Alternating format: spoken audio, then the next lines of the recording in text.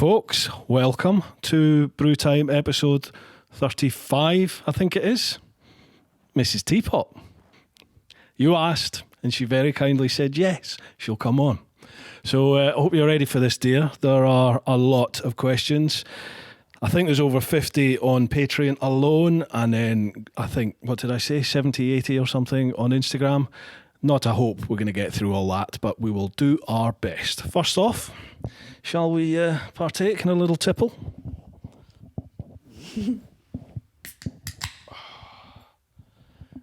Merry Christmas, dear. Merry Christmas. Cheers. Cheers. Right.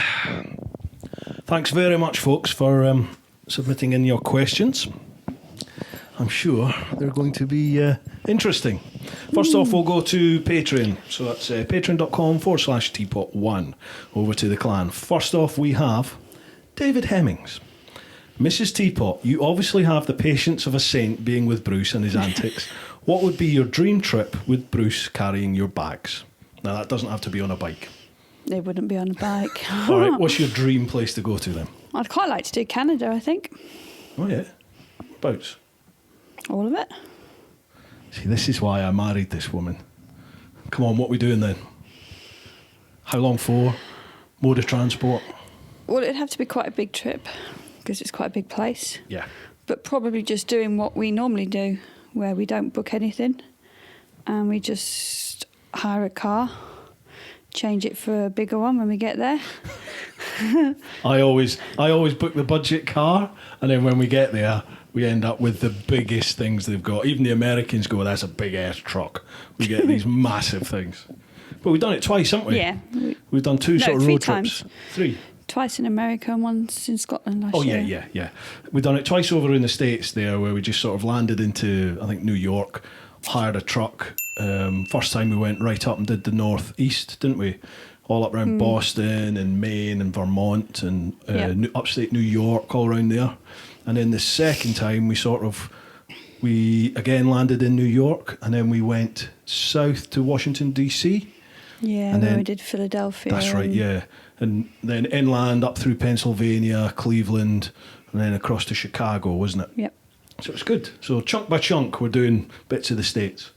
But it's really good. We enjoy that, don't we? Yeah. Like, no plan. Just We don't book anything at all. We just we start one place and want to finish up in another place.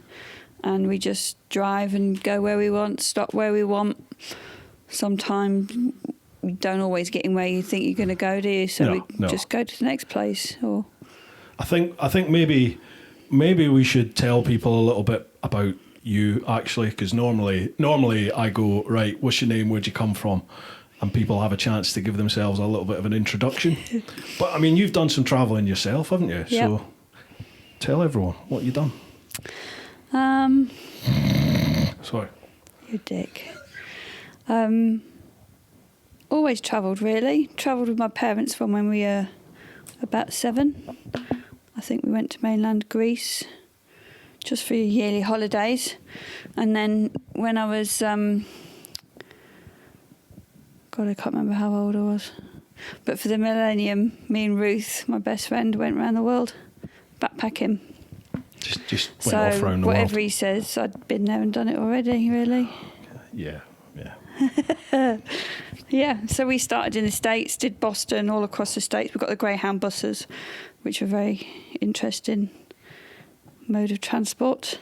And from there we went to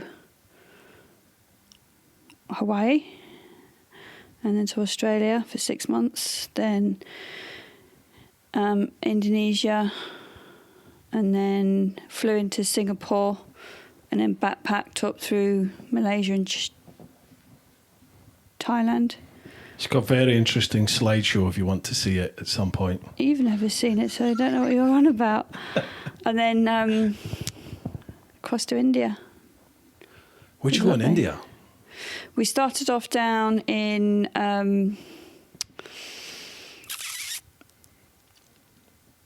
Delhi. I can't even remember. Started off in Delhi. We went up to Varanasi, to the Ganges. We did went up to Darjeeling, right up there. You could Trust you to go Darjeeling. That's tea, isn't Yeah. it? Yeah. Yeah. Mrs. Teapot. Nikki is her name, is a complete tea fiend. Hence why she's married TeapotOne. Yeah, that was the reason, the sole reason. Yeah. And then came out of... No, we started in Mumbai and then came up through. And then we came out of Delhi. We left out of Delhi. Delhi was last. And you've also... There is that small bit where you lived in the States for a while and lived in Oz as well, didn't you? Yep. I started off when I was 18. I didn't go to university. I didn't want to.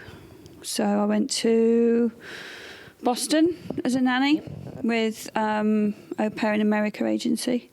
And I did 6 months in Boston, 6 months in Chicago. Then I was only back in the UK for 8 weeks, I think. And then I went to Australia for a year as a nanny. But I was only a nanny for 3 months over there. And then... That's all. And then I went and worked in McDonald's and went down the beach a lot. Smoked a lot of weed and, yeah. Oh, sorry, mother-in-law's watching this. She didn't. Right, so that'll give you a little bit of a background, folks. It's not just me that has the wanderlust. Next one, Jamie Dollery. Beard or no beard? That is the question. I don't mind it, to be honest. It's not too bad. It's better when he takes care of it. If he doesn't take care of it, then it's horrible. Beard oil. Men and possibly ladies out there, if you have a beard oil does the job. Yeah. But it's weird when you're sat there with your husband watching telly and he's like this and he just goes, "Oh, I think I've got split ends." Yeah, it's interesting. I have said that. Yeah. So I don't mind him having the beard at all. Do you remember? I don't like when you're drinking squash. Yeah. Because he doesn't wipe it off his top lip and then he'll give me a kiss and it's minging. Even if I do wipe it, it's still moist. What can I say? It's minging. Do you remember that time I went to the barber's in Maidstone, the old boy, and I just wanted a little trim, and he literally gave me like a number 3, and I came back, and you were just like, "What have you done?" Right. And I don't like beard pubes because they just get everywhere. And they're disgusting. I don't like beard pubes. No, they're horrible. It's a horrible part of beard ownership. They are everywhere. It's horrible. And if you don't use beard oil, you get beard draft, and that's horrible too. Anyway, nice. Cute. Yeah, you're a lucky woman. Smoky Gun. Mrs. Teapot, what's your dream bike, either as rider or pillion, and where would you head on it? I knew people were going to ask me about bikes. I have got no clue about bikes. For all you people that are bike nuts, I'm really sorry. It's just doesn't float my boat, really. You went on the back of the Jigsaw, didn't you? When I had the Jigsaw. Yeah, I didn't like that. No, that was. Yeah, we'd booked tickets to go to the cinema, hadn't we, to go to the pictures. Yeah. And we were supposed to be going. We didn't have the Flavia for some reason. The Skoda was in the garage. Yeah. So we were going to go in the camper van. This is when we lived in Watford. But I hadn't turned the lights off on the camper van, so it had a flat battery. And we had like 10 minutes before the film started. So Bruce was like, get on my bike, it'll be fine. The first time I'd ever been on the back of a bike. Yeah.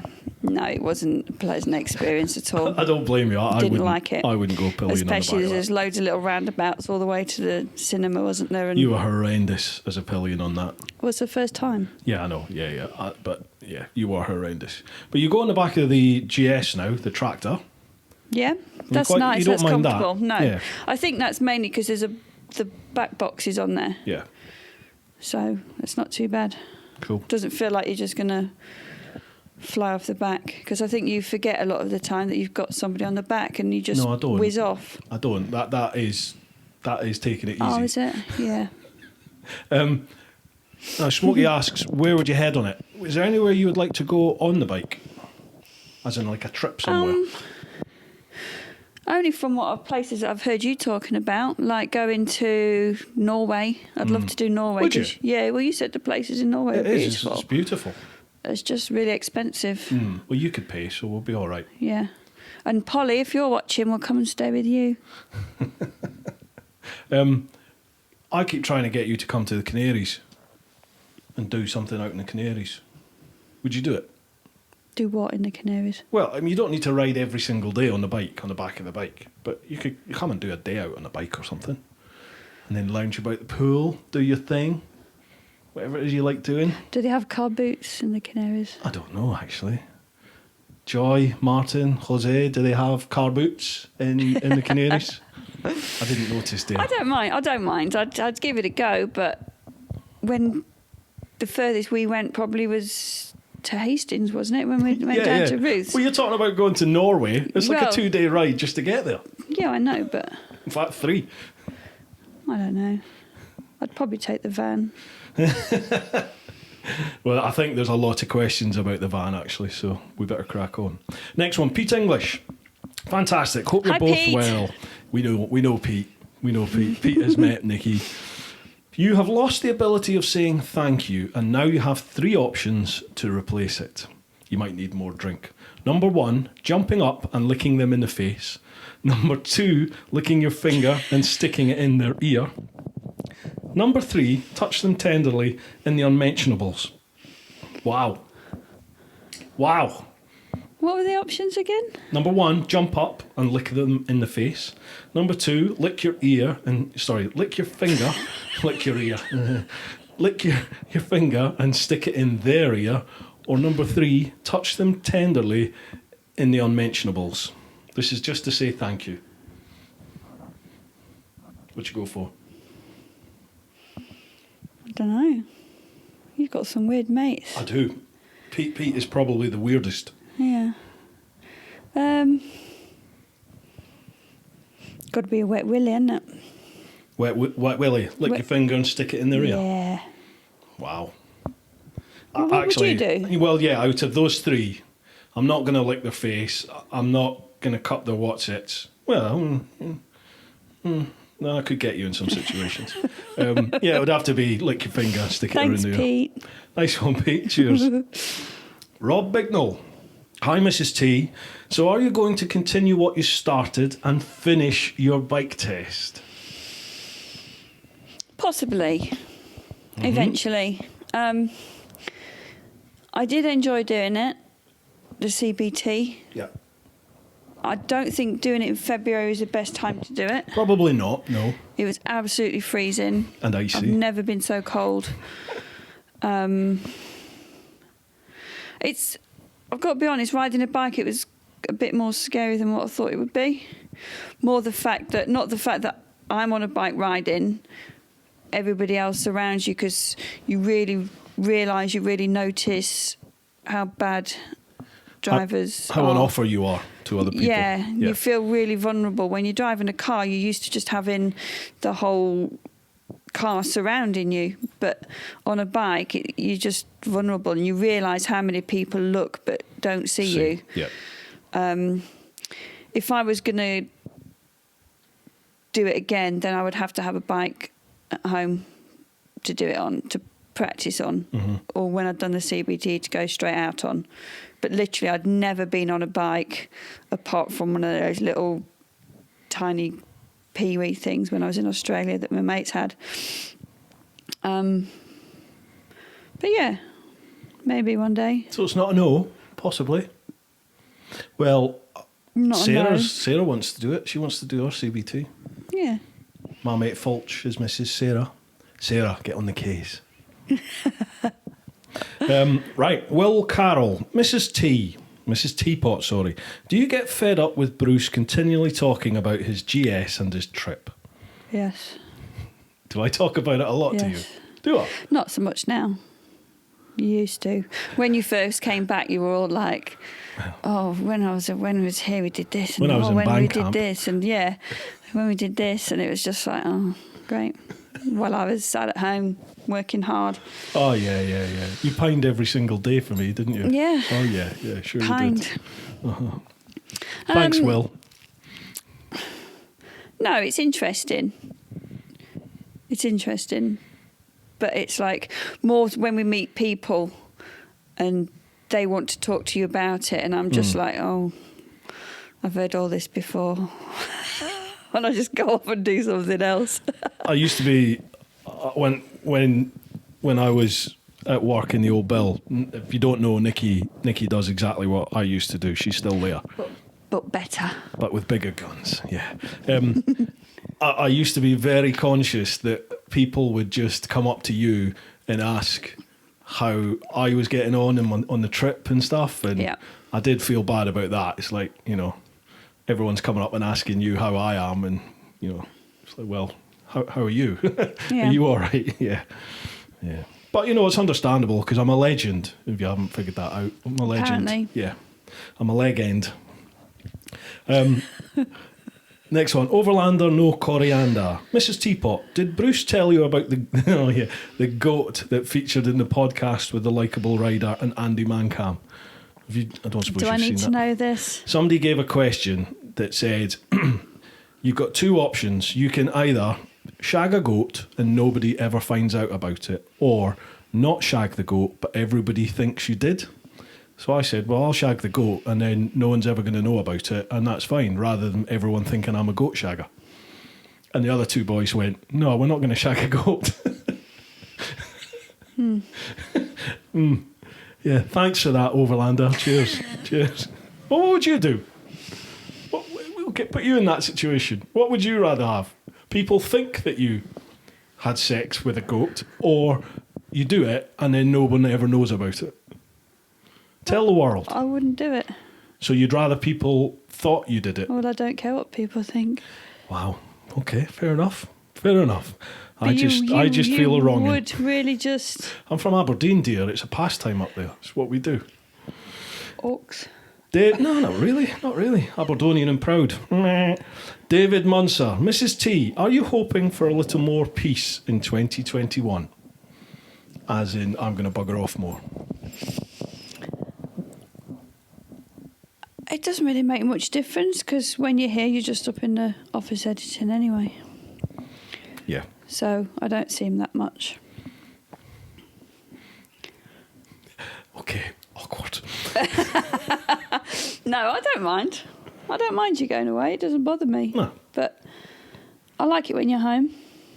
I like it when he's home. We've kind of got used to being round each other a lot more, haven't we? Because of COVID and lockdown, I've been home and Nikki's been pretty much working from home. So for the first time really ever, we've both been home most of the time together. Yeah, but it's not like we've been getting under each other's feet or anything, know. because I'm always working and you're always Working. in the office looking at cats on treadmills and goats in trees and stuff. Which is what you do, isn't it? Oh, yeah, that's pretty much what I do for a living. Yeah. No, I mean, we've always liked our own space, haven't we? Yeah. I think that's probably the main reason we work, is that we work together, is that we do enjoy time together, but we don't need to be together all the time. No, we're never We in like each our own other's space. pockets. Yeah, dug myself out of that one. Gary Taylor. Mrs. T, how did you fill those long, lonely nights while Bruce was travelling the world? Also, did you both find it hard when you had to live under the same roof again? How did you cope without me? I pined every night. She kept phoning me every single day. I had to ignore her in the end. God. I was busy. I was working loads, to be fair. You weren't a fortune while I was away. Yeah.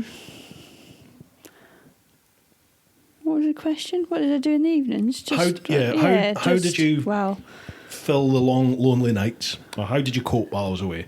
And then did you find it hard when I came back? I coped all right while you was away. Until you started to get into trouble. And then I got worried. And yeah, that was a bit worrying when he was in, was it Mauritania? Mauritania, Africa, yeah. Yeah, so that was a bit concerning. Not knowing sort of exactly where you were and what you were going through, and then you'd phone up and you'd be a bit like stressed. Yeah, stressed is a word, yeah. Yeah, but feeling a bit useless as well, because I couldn't do anything to make it easier for you, to make it better for you. Yeah. Does that make sense? Mm-hmm. You know, if you were telling me what you were going through, and all I could really say was, well, get your head down and just keep going. Yeah. But that's difficult when you're sat in a nice cosy flat watching telly. No, it was when good you were though. out? It was nice just to hear you basically say, "Look, I'm behind you, no matter what you decide to do." Because before I made the decision to come home that first time, I didn't want to let you down. I didn't want to let anyone down. And as a bloke, you don't want to give up, do you?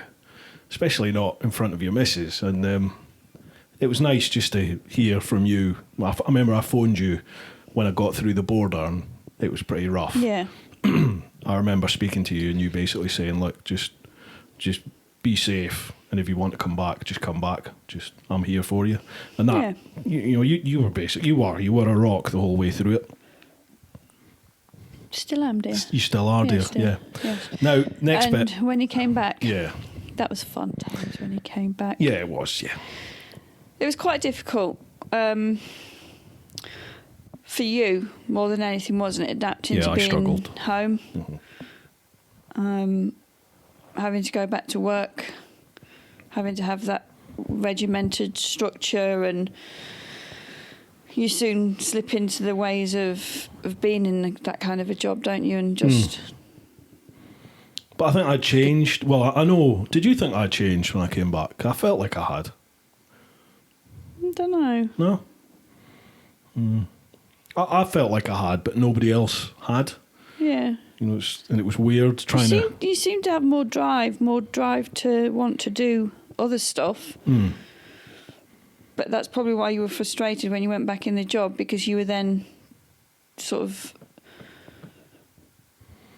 not institutionalised, but sort of once you get back in, then it's hard to kind of get out and do anything like that again. Yeah. As in, you sort of feel trapped. Not trapped, but yeah, I suppose trapped. It's quite a secure job, isn't it? Yeah, the good thing about my old department, Nikki's current department, is it's short-staffed, so there's a lot of overtime there. Yeah. And there always has been. So it's a sort of place you go, and if you do the overtime, you can make quite a bit of money. For a copper, you can make quite a bit of money there. But it means having no life. You literally work all the time, and that's the kind of person I am, really. I throw myself into... If I'm going to do something, I throw myself into it. Yeah. I think that's pretty fair to say. So. And I think as well, you coming back, you'd wanted to do your book and do a load of stuff with the videos that you'd done over there. Mm-hmm. But finding the time to do that as well as working was quite difficult. Yeah. I'd also managed to fill my flat full of quite a lot of tut while you was away. Just a little bit. Yeah, but some of it was yours from your place as well. Oh, what, all the stuff that I sold? 2 boxes. Yeah. I sold. I made you a lot of money. Yeah, and you struggled with that a bit as well, didn't you? Because we didn't really have any space. And Yeah. Kind of going from being on the road all the time and no constraints at all, really, no responsibilities at all, and then all of a sudden I'm home, I'm confined to one place. That place is... Well, it was horrendous. You did have an issue. It was like a hoarder's place.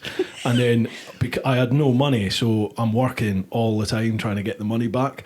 So you kind of go from one extreme to the other, really. And I've never hidden it.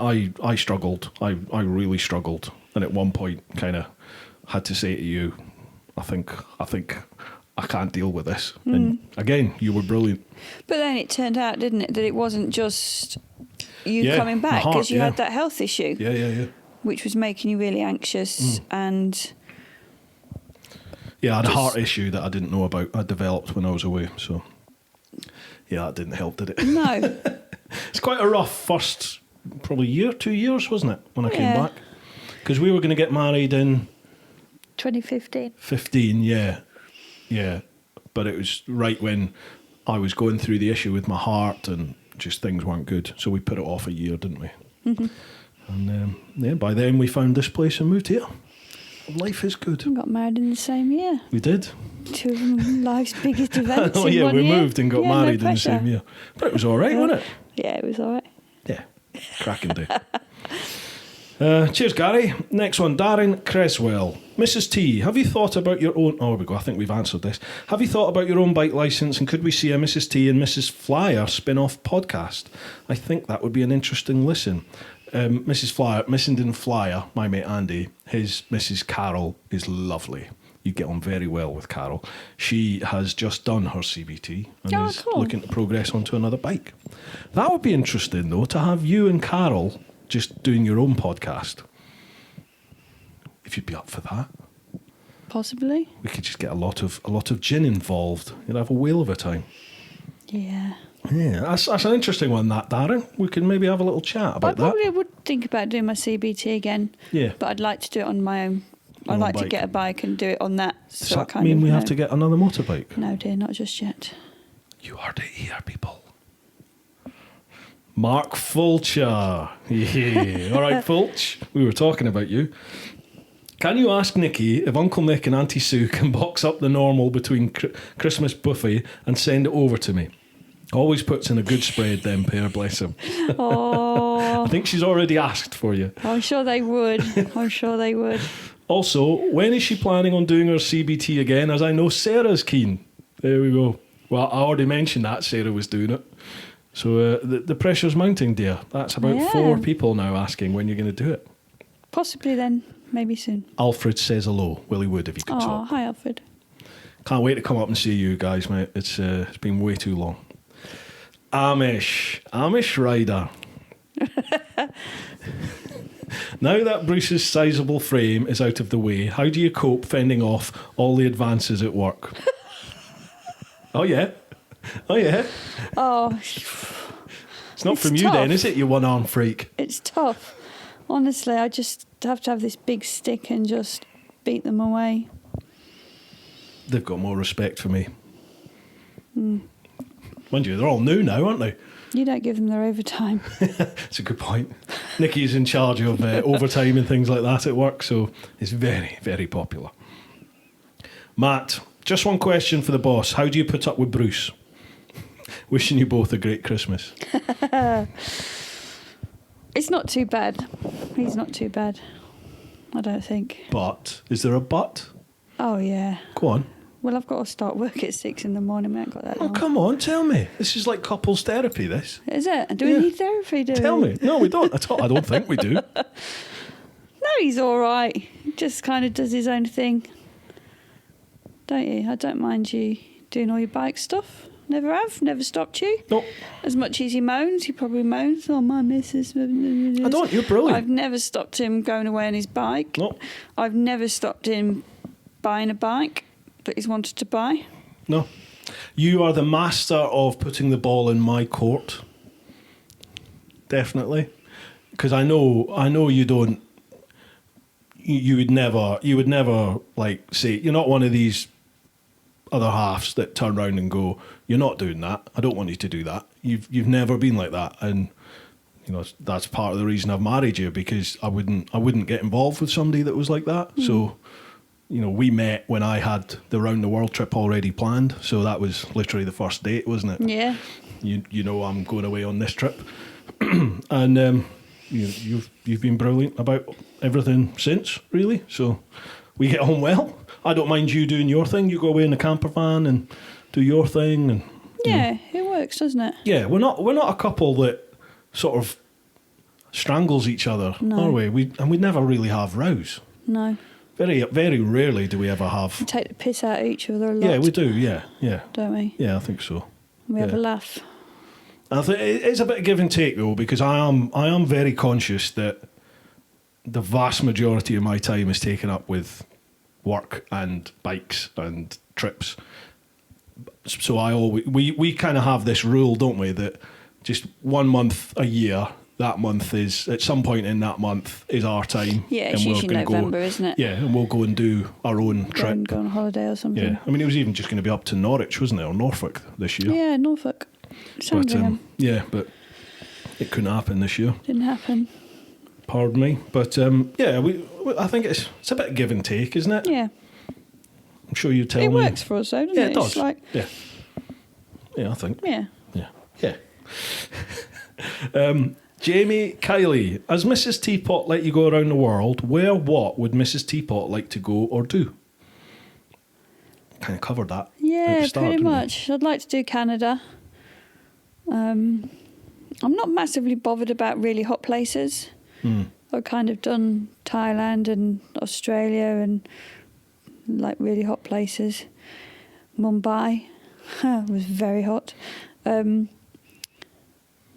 and I'm not a massive beach person. I don't mind having like 4 or 5 days just laying by the pool doing nothing. Yeah. But I quite like, that's why I like it when we go to America, because we can just do loads of stuff, whereas if it's too hot I just get mardy and I don't cope well with it when it's too hot. Yeah, so I'd like to do Canada when it's cold, you know, where it's like really cold. Yeah. Is there anywhere else other than Canada and Norway? Did you do Japan on your travels? Yeah, a little bit Tokyo. You did? Just Tokyo. Just Tokyo. I think you would love Japan. Yeah. Yeah, I'd love to take you over there. But there's so many places here that I want to go to. Yeah, definitely. Well, as soon as we can, dear, we'll jump on the van and go. You say that, but then you always moan because you don't like driving it. No, I don't, to be honest. Well, I could be on the bike and you take the van. That's a lovely family holiday. Yeah, but when we get somewhere, we're together. Yes, dear. And you'll be in the tent because you don't like sleeping in the van. Yeah. It's uncomfortable. Yeah. It's not really gonna a work, holiday, is is it? Never mind. What's the thought that counts? We'll do something. We will go away in the van. We've done it before. Yeah, it's just you can't do it for too long because the bed's quite narrow, isn't it? And yeah. You're quite wide. Kills my back. Next one, John Broadhurst. Merry Christmas. Question from Mrs. Teapot. What is the correct amount for tipping the bin men? 0, 5 to 10, 10 to 20, or 3 crates of beer? Wishing one and all a very Merry Christmas and all the best to the new year. John's a bin man. He drives the bin wagons and listens to the podcast with the other lads. Oh, brilliant. I always just give a big box of chocolate. Yeah. Celebrations, we've got other celebrations there for the bin men tomorrow. Yeah, it's not monetary, but yeah, big, massive tub I always of think chocolates. how they can't really drink beer because they're having the temptation there when they're working. They can't just open it up when they're working. Money's hard to split between however many bin men there are, and there's always different bin men on different routes. But a nice big box of chocolates, they can all just tuck in and have them on the rounds, can't they? Forever the practical thinker, my missus. So one for the recycling men, one for the normal bin men. The postman gets a box of chocolates and a Christmas card. He's lovely, our postman, isn't he? You want to do the rounds in our street, I tell you. She keep you well fed, obviously. Right, Chris Murphy. Merry Christmas, both. Mrs. T, if you could travel anywhere... that's another one. If you could travel anywhere with Bruce, where would you go? Would you go passenger or your own bike, or just fly and meet him there? At the moment, I would probably meet him there. I think I would need to get used to being pilling a little bit more. Yeah. Like we said, the furthest I've actually been so far is to Hastings, which was not an awfully long distance away. No. What is it, an hour? Hour and a half, something like that. Hour 20 and a half, minutes, I think, something like that. Yeah. Yeah, and I kind of struggled to get off after that. My old knees are seizing up, and when he stops for petrol and I'm like, do I have to get off? And he's like, yeah, you've got to get off. I'm like, oh, gosh. I have to unfold myself off the back. It's not very good looking. It's not a good sight, is it? But what's it anything, dear? Possibly. If I do it more and get used to it, it might be all right. Maybe just get a more comfortable bike. I think that's comfortable. Okay. Well, you were taking me to work in it, weren't you, every day? Yeah. On it. But then you didn't When like it when the lockdown traffic started. got busy again. No, I didn't. Again, it's not you. A little bit was you. Because you can tell so easily when you're getting frustrated with idiots on the road, and you gets very jerky and gets cross, and you can see him shaking his head, and I'm just like, ooh, okay. I am an angel. Yeah. And I know I didn't like it when it was really busy, all that traffic. Mark Nix. With a big upheaval, with Bruce leaving the police, what emotions went through your mind? I thought I'd have to move house and live in a shoebox. Did you? No.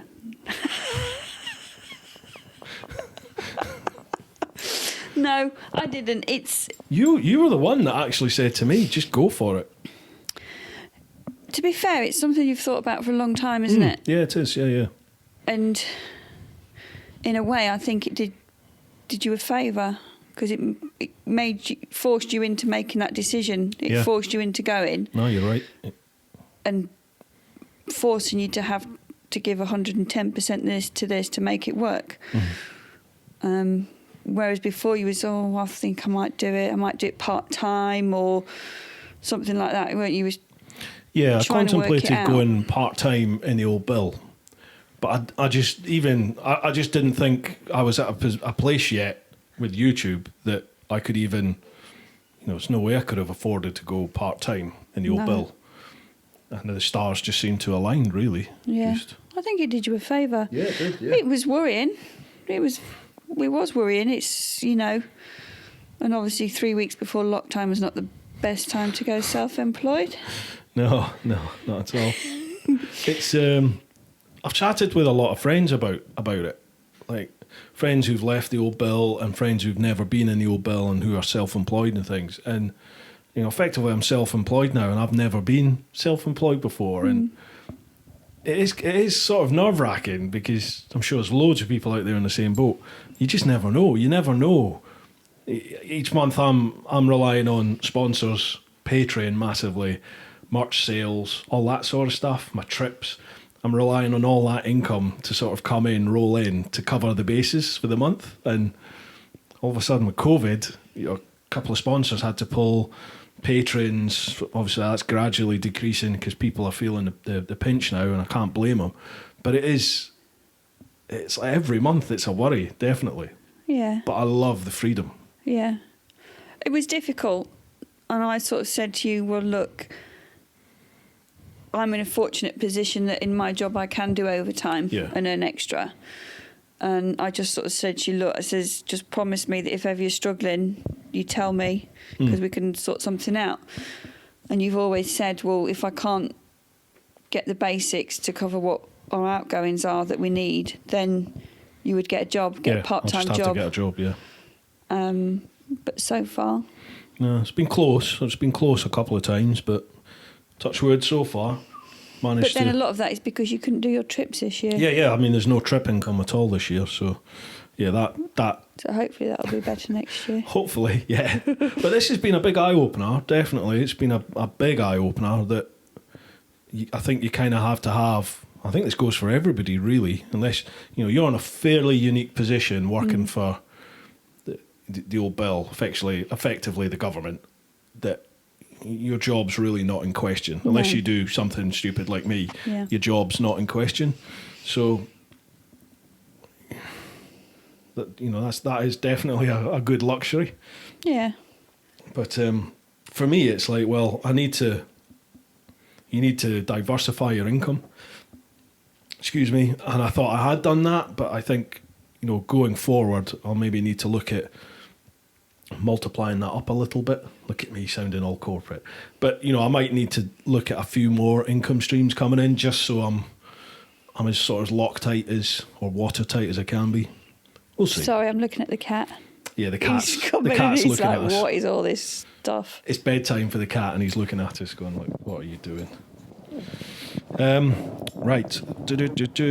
Yeah, Mark, that was Mark Nix that gave that question. He says he's going through something similar. It was a decision that could not be made without my wife's input. Yeah, definitely, mate. Definitely, it's something that I would say you have to discuss with your other half for sure. It's a fairly she's got to be comfortable with it. She's step, isn't it? Yeah, but then he's also got to be realistic to understand that, be prepared that if things don't go as you hope, that you will be able to do other stuff. Yeah. To make ends meet. And I get messages from certainly coppers, but not just coppers. I get messages from a lot of people saying, I want to go full time on YouTube.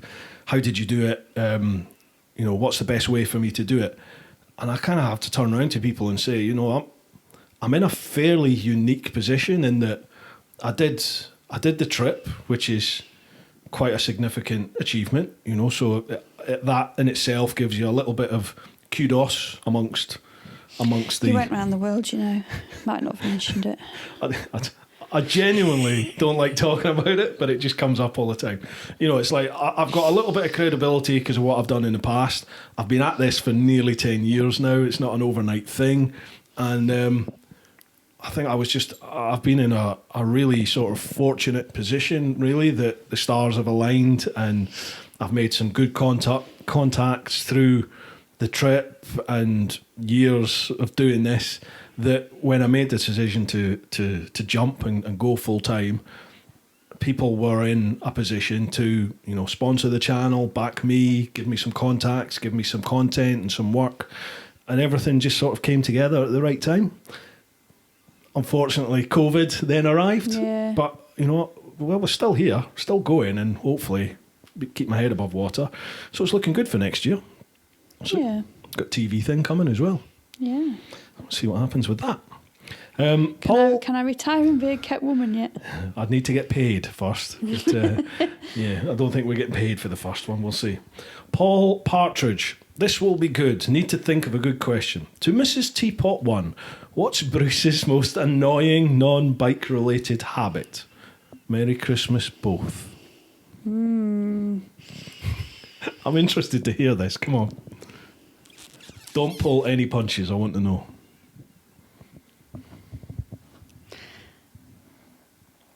The squash on your tash. I hate that. Yeah. Seriously, that's my biggest annoying habit. No, that's just one of them. Go on then. I'm thinking. A wet tash from drinking orange squash. Wow. He leaves the water in the sink when he's done the dishes and doesn't let it down, and it just sits there and goes cold. That drives me nuts. Do you know why I do that? Because you use every single cup and piece of cutlery we own every single day. So once I've done the dishes, I think I may as well just leave the water in there because there's going to be another load to wash. Yeah, but then it just goes all cold and manking, and all the scuzz is at the bottom of the sink, and then it... Yeah, and then you just let the water go and... Yes, and you just let the water go and leave all the bits in the sink. I don't. I rinse the sink down. No, you don't. Yes, I do. You do not. Yes, I do. Is that still recording? Yeah, it is. It's flashing. No, it doesn't. I don't think you've got many annoying habits. Of course I don't. I'm awesome. No, you're not that awesome. Your phone. What about my phone? You're always messing with your phone. So you're always on that. Not like you. And he can't do anything without listening to these American podcasts. Oh yeah, you do. That does annoy you. Because if he's in the kitchen or he has it playing in the shower and it sounds really tinny with the American accents, it's just grates on me, and I'm just like, oh. Yeah, I do. I've calmed that down. I try not to listen to He has it playing in his podcasts. pocket if he's walking around the house doing stuff. Yeah, because I'm listening to it. I know, but I'm trying to listen to radio too. Jeremy Vine, argumentative twat. Thanks, dear. Thanks. Cheers, Paul. Thanks for that. That's not bad. No, that is all right. They're not No, that is bad, all right. really. There's nothing really that you do that... Well, I know that because I'm He's awesome. very stubborn. No, I'm not. Very stubborn. And he doesn't... He won't do something unless he thinks it's his idea.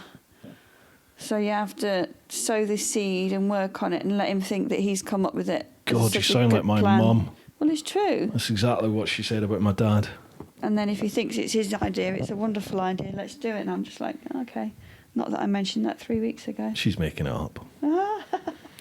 Next question. Leaf Henning Kirkerud. When are we going to see... Oh, well, we've had this. Sorry, Leaf. When are we going to see Mrs. Teapot on her own bike? I think fairly soon. We shall see. Next year? 21? Maybe. We'll see. It's difficult. It's difficult at the minute, working and... You don't like being pressured into anything? No. And I've done it, and I really enjoyed it, and I would like to do it Talking to again. your mic. Sorry, and I would like to do it again. But like I said, I want to have my own bike. Yeah. But that was the plan last time, wasn't it? Once I'd done my CBT, was to get a bike. Mm-hmm. We just never got round to it. I mean, it was 2 years ago. It ran out in February, so it was over 2 years ago. Mm-hmm. And we just never got round to doing it. We were always busy doing other stuff or working or whatever. Yeah. But I'd like, if I'm going to do it, I want to do it properly. I don't want to do it and then lose confidence. I want to be able to do it and give it a good go. But I don't know how you'd be to ride with. I think I'd probably wind you up for being too slow. I don't know. It's a difficult one, that. I'd like to think I'll be patient. I don't know. We'd need to see. Because you're not patient in a car. No. He's dreadful driving a car. Hates it. I don't mind driving. Yeah, but you're not good at it. Bugger off. You're not. Recommended for advanced, I was. He gets frustrated. It's not me, it's because everyone he likes else. to be in front and he can't get in the front in a car. He has to wait. And he doesn't like it. Yeah. It's true. Yes, dear. What else we got here? Peter Budgeon, going to be the funniest time yet. Hope you're enjoying it, Peter. Andy Horton, we've already asked that. Mrs. T, how did you feel when Mr. Teapot decided to leave Plod due to the knob who reported him? We covered that. Jeff Armstrong, hi Mrs. Teapot. If you were out riding or driving and making a video, would you blur out your Speedo? I wouldn't need to, dear. You wouldn't need to. I've seen you drive. The Flavier doesn't go that fast. I've seen you drive. Camper doesn't go that fast. No, the camper doesn't. You would be safe in the camper van. You'd be safe in a 20 in the camper van. Andy Bryan. Bruce, it'll be really good to get to know Mrs. Teapot. Looking forward to it, mate. Cheers, Andy. Hope you're enjoying it, buddy. Chris Cunningham. Does his beard get in the way and does it molt a lot around the house? Yes, it does molt a lot around the house. Yeah, it does molt. Yeah. Yeah. And for me, it gets in the way, I've got to admit. It's sort of at the stage where if you take a fork full of food, it gets caught in it, and it is a bit annoying. Why don't you just trim your tash bit? Well, I have done. I've trimmed up here a lot, and I tend to bite. He does. When I'm he working, bites it. I sit down and bite in the side a lot, and that sort of trims it. And it's tickling the underside of my nose a lot at the moment. Yeah, but I'm not getting rid of it. I'm keeping it. Lee Hurst, did you know Bruce went round the world and that he likes the GS? Seriously, of all the stories you've heard of his many trips, what is the one place you definitely have to go to and the one place you definitely do not want to go to? Oh, and does he say look at that and woo-ha a lot outside of the podcast? Yes, he does. Do I say look at that a lot here? No, you say like woosah. Oh, woosah, I say. Something like that. And Yeah. wallop. Woosah's, You say wallop a lot. Yeah, but that's different. Woosah is like for chilling. Just chill out. Woosah. It's not woo-ha. It's woosah. And wallop's like, wallop. But yeah, what about the places I've talked about that you would definitely want to go to? You said Norway. Norway. Yeah. I never knew that I'd about really Norway. like to go to Norway. I didn't realise you wanted to go there. You've never asked. Yeah, but I've never heard you say, I really fancy that. Can't go a word in. Or that you really fancy Norway. Wait. Dick. What about one place you definitely do not want to go to? Mauritania. Yeah, don't blame I me don't with think that. I want to go to Mauritania. Yeah, I don't think I ever want to go there either. I'd quite like Russia. I thought Russia sounded good as well. It's amazing. Yeah. Brilliant place. But I'd like to do it on the that railway that Fiona did. Trans-Siberian. Trans-Siberian, yeah. Yeah, that would be an She experience. sounded like she had a right good time. I don't know if I'd want to do that with you, That's all right. I would feel very protective. I think. I don't know. I think I would feel like I would need to be watching you and looking after you. I know you don't need that, but I would feel that way, I think. Yeah. I don't know. But you probably wouldn't want to do the same stuff that I want to do. Do you remember when I was in Washington? You wouldn't even hire an electric scooter to bed around the park with me. No. Yeah, I wanted to hire an electric scooter. I probably needed the toilet. And you wouldn't let me. You Probably went, I'm needed not a doing poo. that. I'm not going one of them things.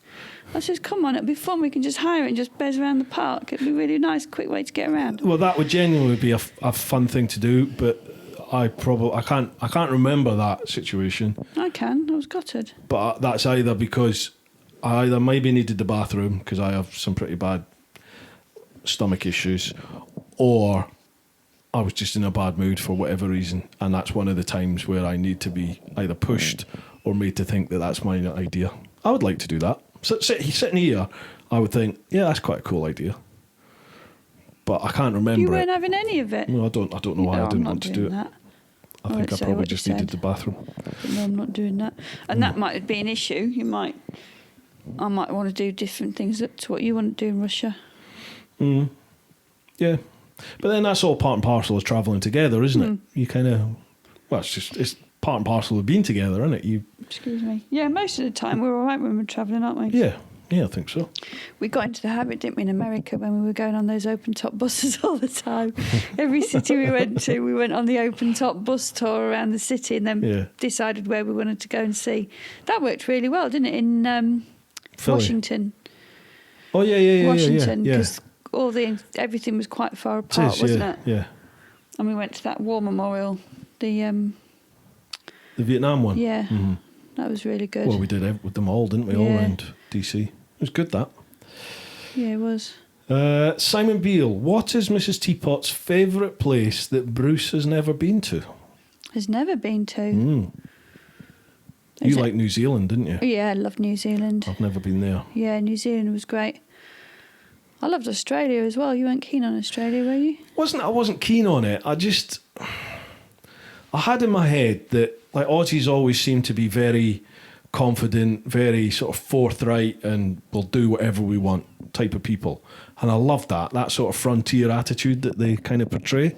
And then when I got there, it's like a nanny state. They're so over legislated on everything. And it was right at the time when the government had a thing about bikers. So you couldn't be in a group more than 3. You had to tell the old bill if you were going to meet up with more than 3 people and where you're going. And I remember just thinking, this is wet. Why are people putting up with this? And it sort of, I don't know, it sort of tainted my opinion really of Australia. And I just thought, I wouldn't want to live here because they just seem to be really heavily legislated by the government. And every state's got its own sort of laws. Like the States, like the US, and I didn't like that. Do you? No, I didn't like that. I think you'd like New Zealand. I think you would like New Zealand. Yeah, I think I would. I loved the vastness of Australia and the diversity of it. Yeah. I loved that. The cities were just great places to be. Like, it's not like, didn't feel like the cities in London where they're really overpopulated and just. I couldn't wait to get out. I feel claustrophobic in cities here. Whereas over there, maybe it's just because it's all new, but I don't know. It just felt like it was planned better over there. And then you've got the outback, and you've got rainforest. You've got everything. Where did you go in Australia? Where? From Darwin up in the top, down Stuart Highway, and then across the top.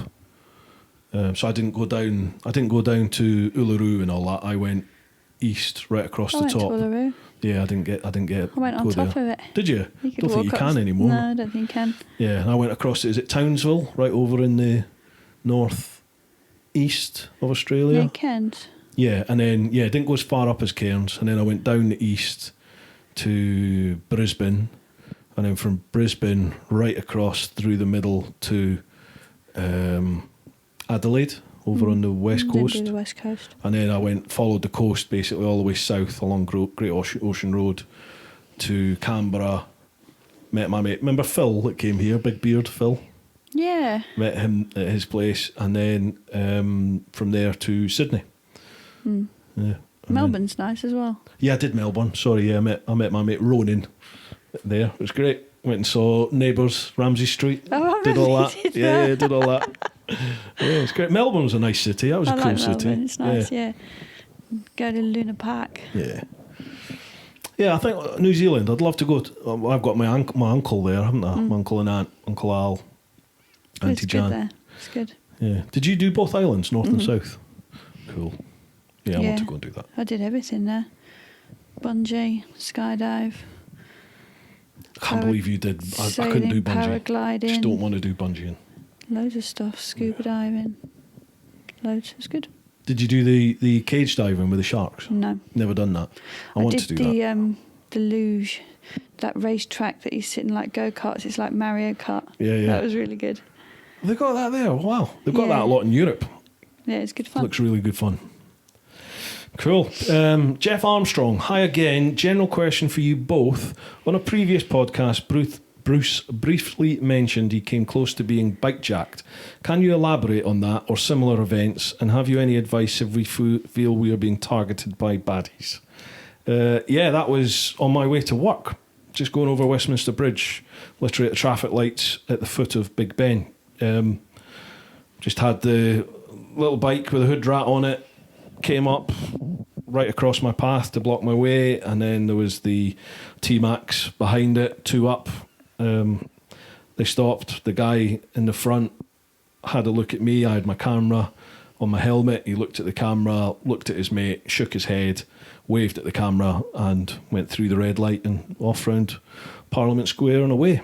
In all honesty, I think if something like that happens, it happens so quick that I like to think I'm fairly astute. I'm fairly aware of my surroundings and what's going on. You know, I always, when I'm in cities, I've always got the biking gear ready to go, just in case I have to, you know, for that exact situation. I'm always looking at my mirrors to see who's round about me, and I didn't notice them till they were on me. Literally, they just both were on me. What can you do to stop it? I think if it does happen, no bike is worth losing your life for. You know, I would like to stand here and say that I would throw one in the river and kick the crap out the other 2, but the chances are, even though they're like 15 years of age and 8 stone soaking wet, the chances are they're armed up, and even if you're fighting 1 or 2, the other one will just take your bike. And what's the point in effectively losing your life for that? So as much as it grates my shit to say it, if it happens, just live to fight another day. I think such a weak answer. What do you think? Can you pass me one drink? I can't reach it. You drink? Yes, dear. I can't reach because I've got a cat on my knee. What do you think? Well, like you say, if it happens, thank you. If it happens that quick, there's not much you're going to be able to do about it. You've just got to try and be aware of your surroundings, I guess. Mm-hmm. And like I said, I like to think that I generally do and am, but they were on me before I knew it. So I don't know. It's hard to say because I think you can have every plan going, but unless that's something that you rehearse all the time and practice, the chances are that when it does happen for real, you'll probably pause that little bit too long and they'll be on you and push you off your bike and have the bike away before you know it. So I would suggest if they're armed, leave them to it. If they're not, fill your boots. I don't know. I really don't know. Next question. Stuart Bailey, how would you respond if Bruce woke up one morning and said, I'm selling the GS and buying a Harley instead? It wouldn't make any difference to me, really. No? Well, yeah, you're not fussed about any of that, I don't. you? It doesn't. I know there's quite a few lads at work that have got Harleys and they go out riding together and the stuff, gay don't blades. they? Yeah. They're nicknamed as the gay blades because they all ride Harleys. Yeah, but it wouldn't bother me. It's just. I shouldn't say this. It's just another bike. They don't mean anything to me. They really See what I have to live with. Yeah, but you can tell me anything and I just go, wow, yes, dear. Yeah, I've always had that bike, dear. I've always had that bike. Yeah, you're not fussed, are you? No. I'm really sorry if you was all expecting me to be into bikes and know everything about them, and it's not my bag. No bother. Michael Pierce Zoomerzette biker. If Mrs. Teapot passed her bike test, would you let her loose on the GS, on her own one, or even better, have Bruce's pillion? If I thought you were ready, I don't think I'd be able to ride your bike. That's a massive bike. yeah, you'd be I've surprised. sat on it on my own at the front and it just Yeah. feels huge. Yeah, they do when they're stationary, but as soon as they move, they're lovely. you know, if I felt you were confident enough and you felt you were confident enough, I'd have no problem you riding any bike I had, to be honest. I don't know if I'd go pillion, because I hate being pillion. Well, you couldn't even go pillion with my lord. You didn't like it when I was doing the Brighton Marathon. Oh, yeah. Do you remember? And you was that's basing right. you around to meet me. That wasn't too bad. I just felt sorry for Nige, because he's got 20 stone. I think I was 21 stone, maybe 22 stone at that time, on the back of his bike, and he was struggling a little bit. Dave Moore. Mrs. Teapot, how often does Bruce mention he's been around the world in daily conversation? Also, is the GS actually the best bike in the world? He doesn't mention it as much now. Good. I'm I glad think he's I don't. given up. It was me going, wow, really? You do tell me. I think if I was to mention something too much, anything too much, you do tell me. I will just give a big yawn. Yeah. It's the copper sort of sense. Any coppers out there, any military, any emergency services, we've all got the same sort of sense of humour. And obviously with both of us coming from that background, nothing's sacred, really. There's piss-taking aplenty, isn't there? Massively. Yeah. But I did it first. Paul, yeah, you did. Yeah, you got about 6 months more than me, haven't you? No, I meant around the world first. Oh, God, I thought you meant join the job. Oh, yeah, geez, that's you two did as well, things, didn't you? Yeah. Yeah, but that's not a real round the world that you did. It's not really round the world, is it? We did it when there was no social media. We didn't even have... Good, because you're I boring. think we Nobody would have been literally interested. just got Facebook then. No one's on Facebook. No, we didn't even have Facebook then because it was for the... It was 99 to 2000. Because we was in Sydney for the millennium. We were in Sydney for the millennium. You weren't. I wasn't with you. No, it's not we was. We were in Sydney. Use the correct language, dear. Oh, you dick. Well, Ruth and I were in Sydney Yeah, I say. for the millennium. Quite quaint. Anyway, enough of your round the world Where trip. were you for the millennium? I was on the doors door. in Glasgow. I was on the again. door of the garage in Glasgow on Sauchiehall Street with my mate Andy Kearney. If you're listening, Andy. Yeah, didn't even know the bells had gone. Yeah, change days. Looking forward to this one. Paul Foster, looking forward to this one. Just a thought. Who will bring you your beer? TMF. Merry Christmas to you both and all your subs. Cheers, Paul. Well, we've got a little. You've got a little snowball on the go. Cheeky snowball. Yeah, I've just finished my first one. Get the second one racked up and ready to go. All right, next question. Neil Burton. Hiya, Neil. How you doing? Hello, Mrs. Teapot. When you get your full bike licence, do you think your relationship would survive a joint round-the-world adventure together on your own bikes? And what bike would you choose for the trip? I don't know what bike, because I don't know any bikes. Best bike in the world? Kawasaki? Oh! I don't know, honestly. I've got Sheesh. no idea. No idea. Would you be up for doing a round the world on a bike? Probably not. Why not? I like my own comforts too much now, I think. Yeah, I know what you mean. I do know what you mean. I'd probably go off for a couple of months and do stints like that. Yeah. But I think a whole round the world thing, no, I don't know if I want to do that. I've got to admit, I used to get asked it all the time, and oh, that's horrible. That, and I always used to say, I've done it. Don't really feel the need to do it It'd again. never be the same as doing it again. But I've just got this inkling to go and do like bits that I missed. I want to go and do Africa. I want to go and do India. I want to do New Zealand. Yeah.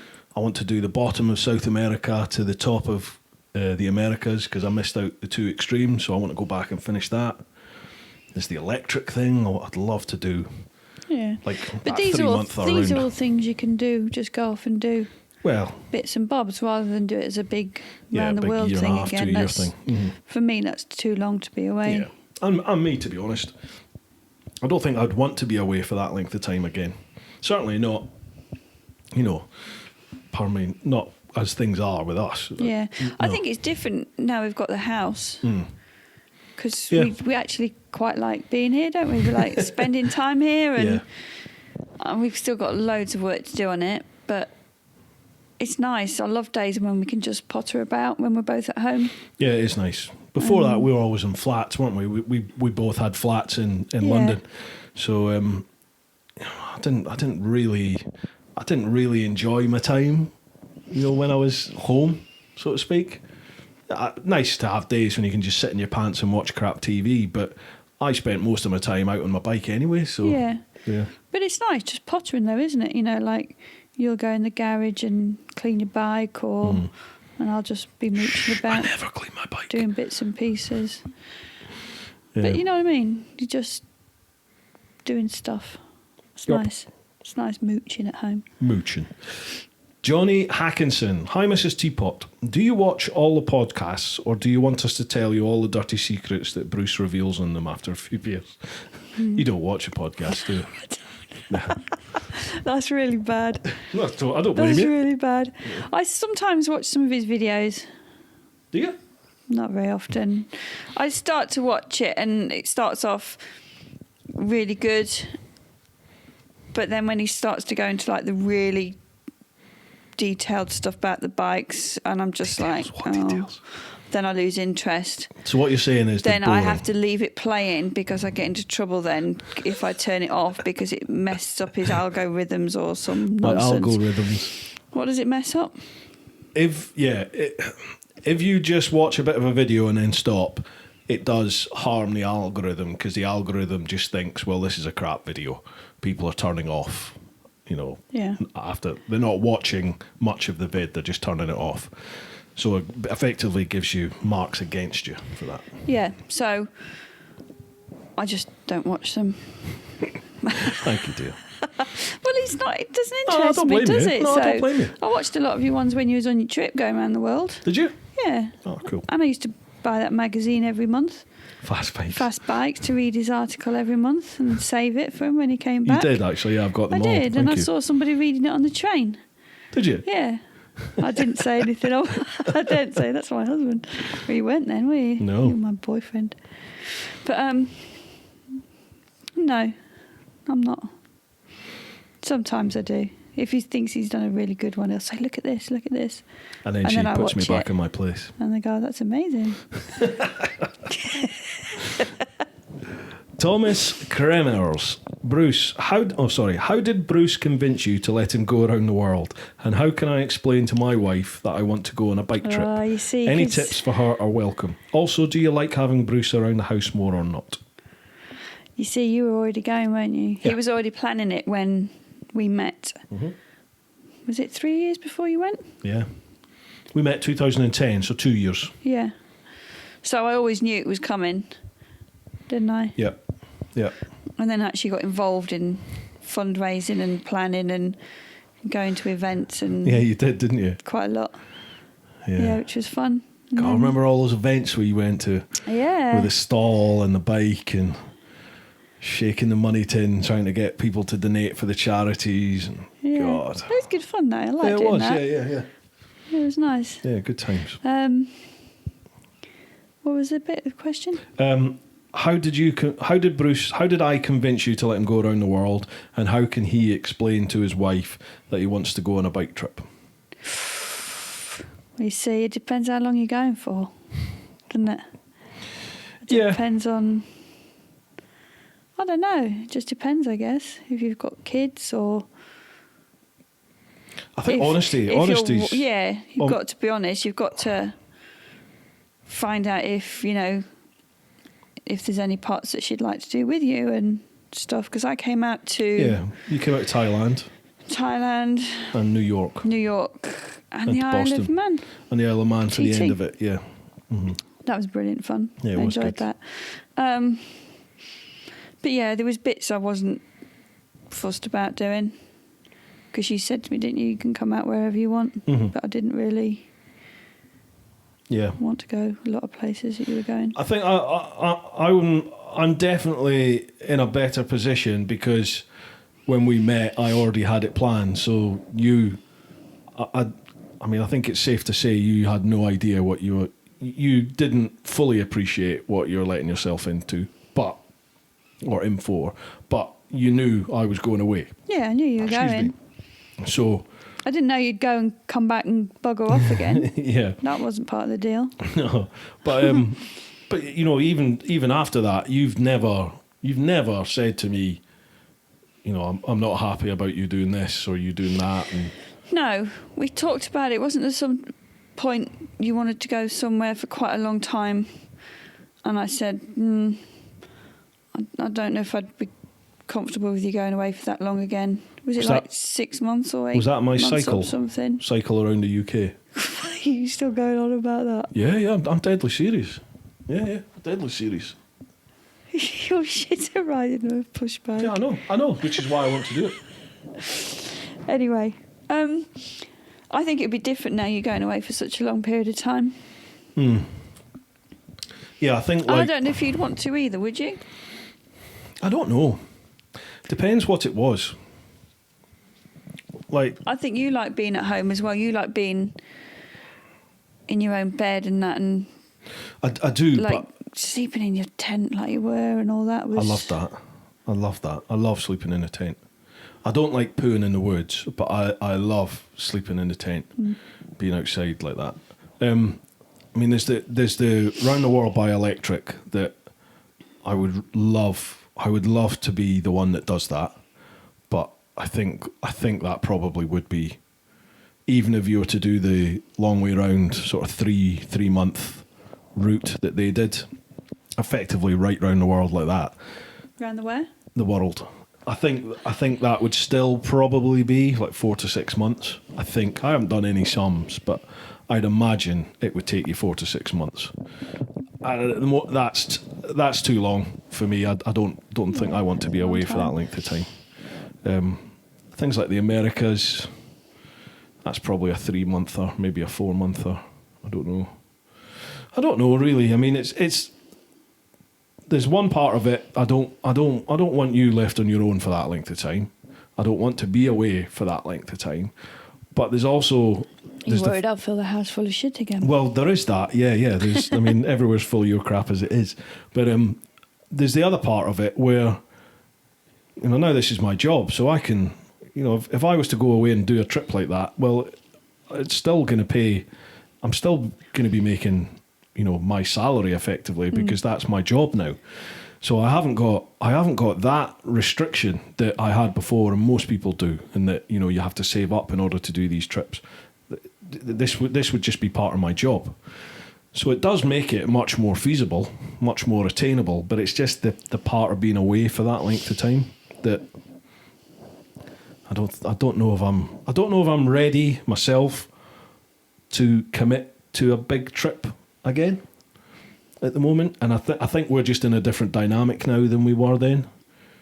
You know, we kind of, especially now, we're used to being around each other all the time, which we just weren't before. You kind of came back, and after being back for a while, you're like, right, I want to go and do it again. I want to go and do something different. I want to finish this. I want to do that. And I was like, really? Yeah. And then I think you've kind of... I was conscious of that. You know, I was conscious that I needed to give you some time, and you'd sacrificed a heck of a lot for me to do that. It's a long time, but the fact that you were going before, I already knew about it, so it wasn't too bad. But yeah, if you went again, then we'd have to talk about it, dear. Yeah, that would need some serious buttering up, I think. Yeah. Next one, Marshall3498 at YouTube. Hi, Mrs. Teapot. Is the Volkswagen van I've seen in a few videos in the garage yours? Yes, that's my Irene. Irene is much more my thing. Much more, definitely much more my thing. Sorry. Yes, much more my thing. I've had Irene for 10 years. 9 years? Yeah, maybe 8 or 9 years. You bought her when you moved into my flat. In your flat. Yeah. Probably 8 to 9 years. Well, yeah, 2011. Something like that. Possibly. Yeah, she's great fun. Character, I think, is what it's known. Yeah, I like her. Bruce doesn't like to drive her because she hasn't got power steering.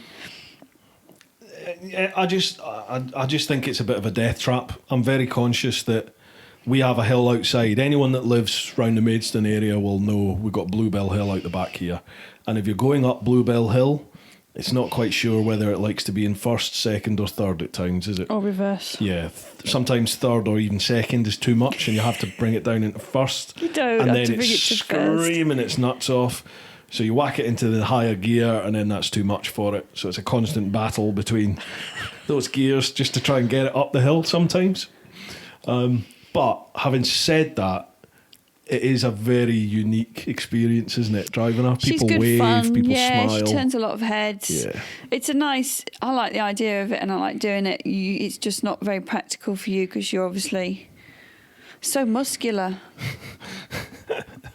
Thank you, dear. But yeah, I enjoy it. I don't use it as much as I would like to. I was going to go away in November before lockdown happened again. Just for a week, just to punt around the Kent coast, really. And I'm quite happy with my own company as well, so I'd have no problem just jumping in and going off for a weekend. And we've talked about doing a trip, haven't we? Like you say, where we do it separate, whereas I go in the van and then you catch up with me somewhere along. Yeah. And we can base ourselves somewhere and go out and do stuff on the bike. And, yeah. Yeah. I think that would be quite cool. Yeah, we should look to doing it. Yeah, definitely. Why not? Heard where it would here. you go? We're doing it. Where would you go? Like you said, I want to explore the UK.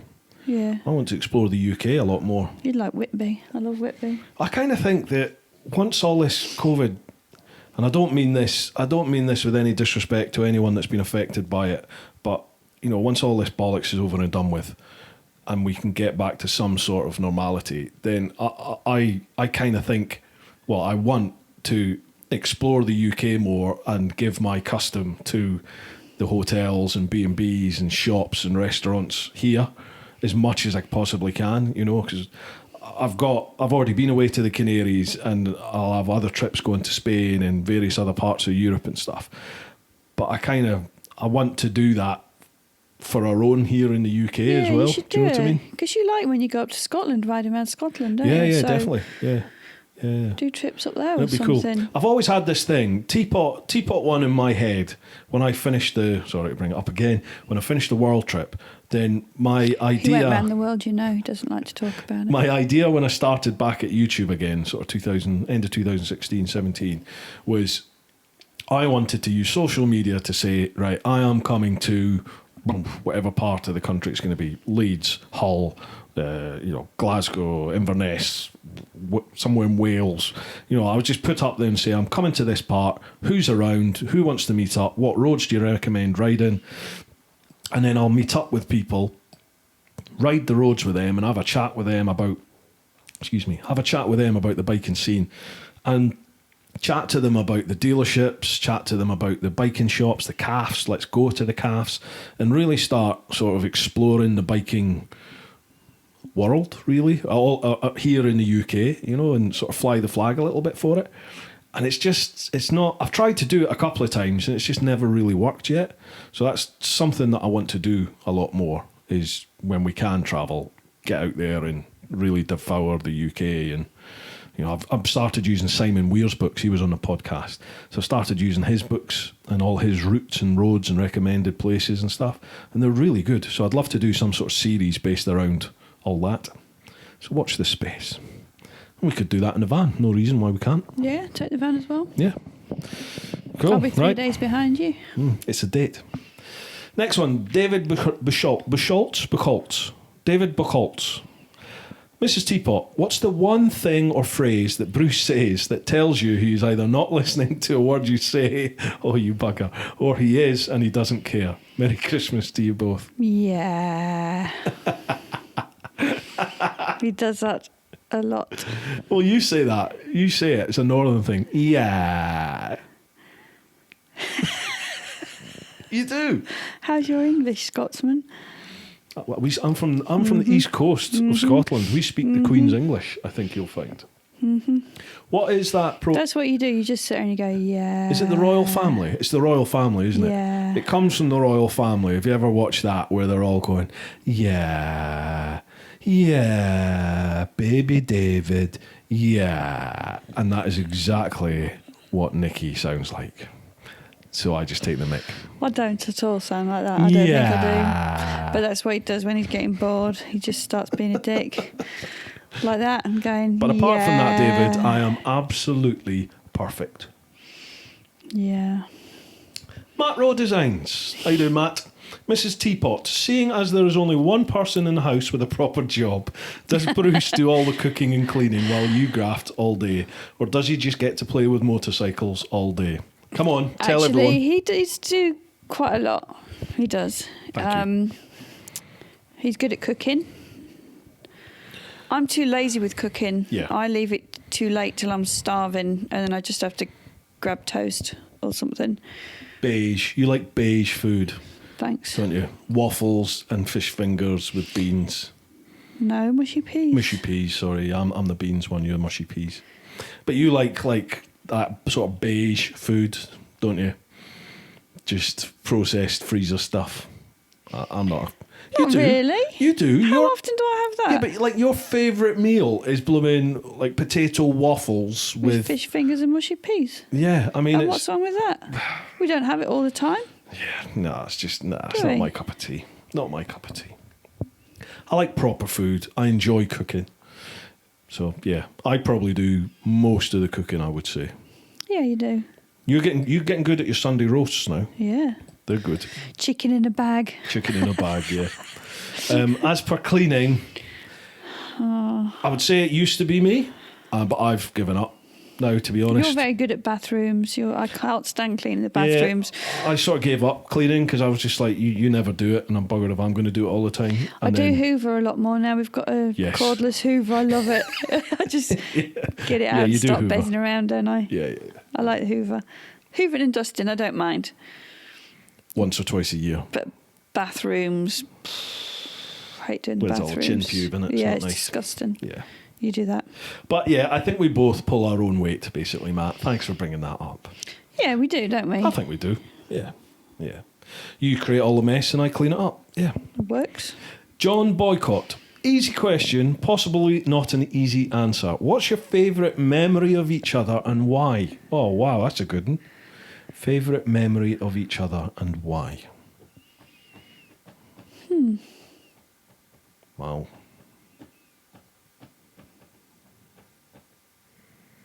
Ooh, there's a difficult one. It is, isn't it? Favourite memory? I don't know. There's quite a lot. I loved our wedding day. Yeah, that was amazing. That's genuinely a really, really good fun.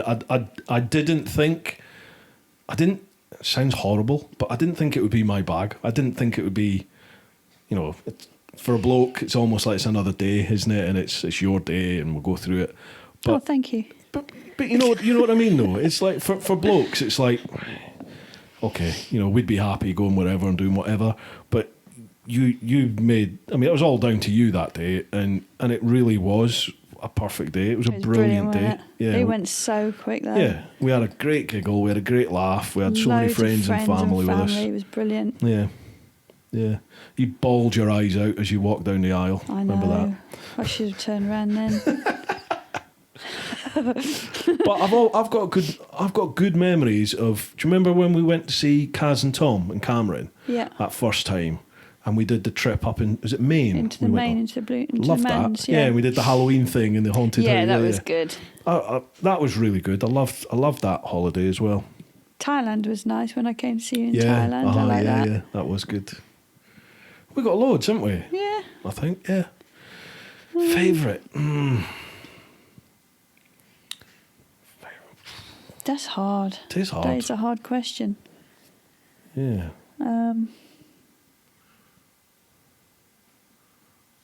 I remember our first date. So Remember do I. that? We'll not talk about that. I picked a shit film. Yeah, you did. Wasn't it a remake of Rise of the Foot Soldier? It was, yeah. Or it was, something. It was right 'Cause at I that loved time. that Rise of the Foot Soldier, but the film we saw was It was crap. awful. Wasn't it? Yeah. There's about 3 or 4 different versions of that film that all came out within a few years of each other, wasn't there? And the one we went to see was just dire. Dog shit, wasn't it? And I was like, it's the last time you're ever picking a film. Yeah. Yeah. Don't know. Yeah, I I'd have don't to know think about that. Single memory. Got loads of good ones. Right, Martin Yoxall. I'm going to have to go there. And you said you do your worst after all. Would you rather... Oh, there we go. Another one about the goat. Would you rather do a goat and no one knows, or not do the goat and everyone knows? Well, I don't care what anybody thinks, but I'm not doing a goat. Yeah. Yeah, me either. Horrible thing to do. Yeah. Scott Dobie. Mrs. Teapot, did you know Bruce went around the world on a motorbike, no less? Thanks, Scott. We've seen the videos and Bruce has been very honest about his struggles when he returned. From your point of view, what were some of the most positive and more challenging memories of the trip and his return from your point of view? All the best to you both. Be calm, be kind, be safe. Most positive and challenging. Positive was seeing you doing what you enjoy, seeing you at the places that you loved, talking about the places that you loved, and not just that, the people that you met, I think, was a big part of the trip, because you met some incredible people. Yeah. I remember phoning up and speaking to you, be like, oh my gosh, you love so-and-so, and, you know, they're just really nice, and so many people took you in, and, you know, you made some great friendships. Yeah, definitely. So seeing you enjoying it and fulfilling your dream was a huge positive. Yeah. And what was the other bit? What about most challenging memories of the trip and my return? Yeah, well, we spoke about your return. Yeah. Challenging was being on the end of the phone. Like when Bruce was just at the end of his tether and just was in bits, and it's like, what do you say to somebody? You're not there. You can't really sympathise. It was that was quite hard, and not being there just to give you a hug and say, come on, get on with it. I just had to tell him that over the phone, didn't I? Yeah, so you did. Get on with it, you big girl. Yeah, that was hard. When he was struggling, when he was having his down days, which, to be fair, wasn't that many. No. Really? No. Most of the time he was upbeat, but when you did get homesick and you was just like, oh, I don't know if I should carry on or what. And you do have days like that. There's no getting away from it. You do have them. And not necessarily because there was bad stuff going on, but just some days they were hard. So you were tired and you'd had a hard day riding and done loads of miles, and you were just knackered, and you were sometimes you're just tired of it, and you were just like, oh, I just want to come home. And Yeah. I was like, well, don't, because I won't let you in. Carry on, finish it. And you did. Yep. No, you always knew what to say. Yeah. I never felt like you put any pressure on me at all when I was away. It was, you did the right thing. Well, not the right thing. You said the right thing for me anyway. Roger White. Hang on. No, sorry. David Clockton. Mrs. Teapot, you may have heard TMF has a butt plug. Has Mr. Teapot got any toys he keeps quiet about? P.S. Have a great Christmas and a Happy New Year. Oh, if he does, he keeps that quiet. I don't know anything about them. Just the bikes that she doesn't know about. That's my only toys. Yeah. Did you know about TMF butt plug? Yeah, you showed me before. Has he always got one in the background or something? I don't know if he does it all the time now, but yeah, he's some boy, Andy. You've got to meet Andy and Carol. They're great people. Great people. Roger White. How you doing, Roger? Roger's the chap that does all the merch. Hi, Roger. Merry Christmas to you both from us in Wales. Cheers, Roger. If you've got this far and you're still recording, bravo. Oh, how long have we been going? How long is that? Have a look here. An hour and a half. Ages, ages. Need a refill. Ah, well, actually, that's what he says. We've probably found out by now, but who is replenishing the drinks?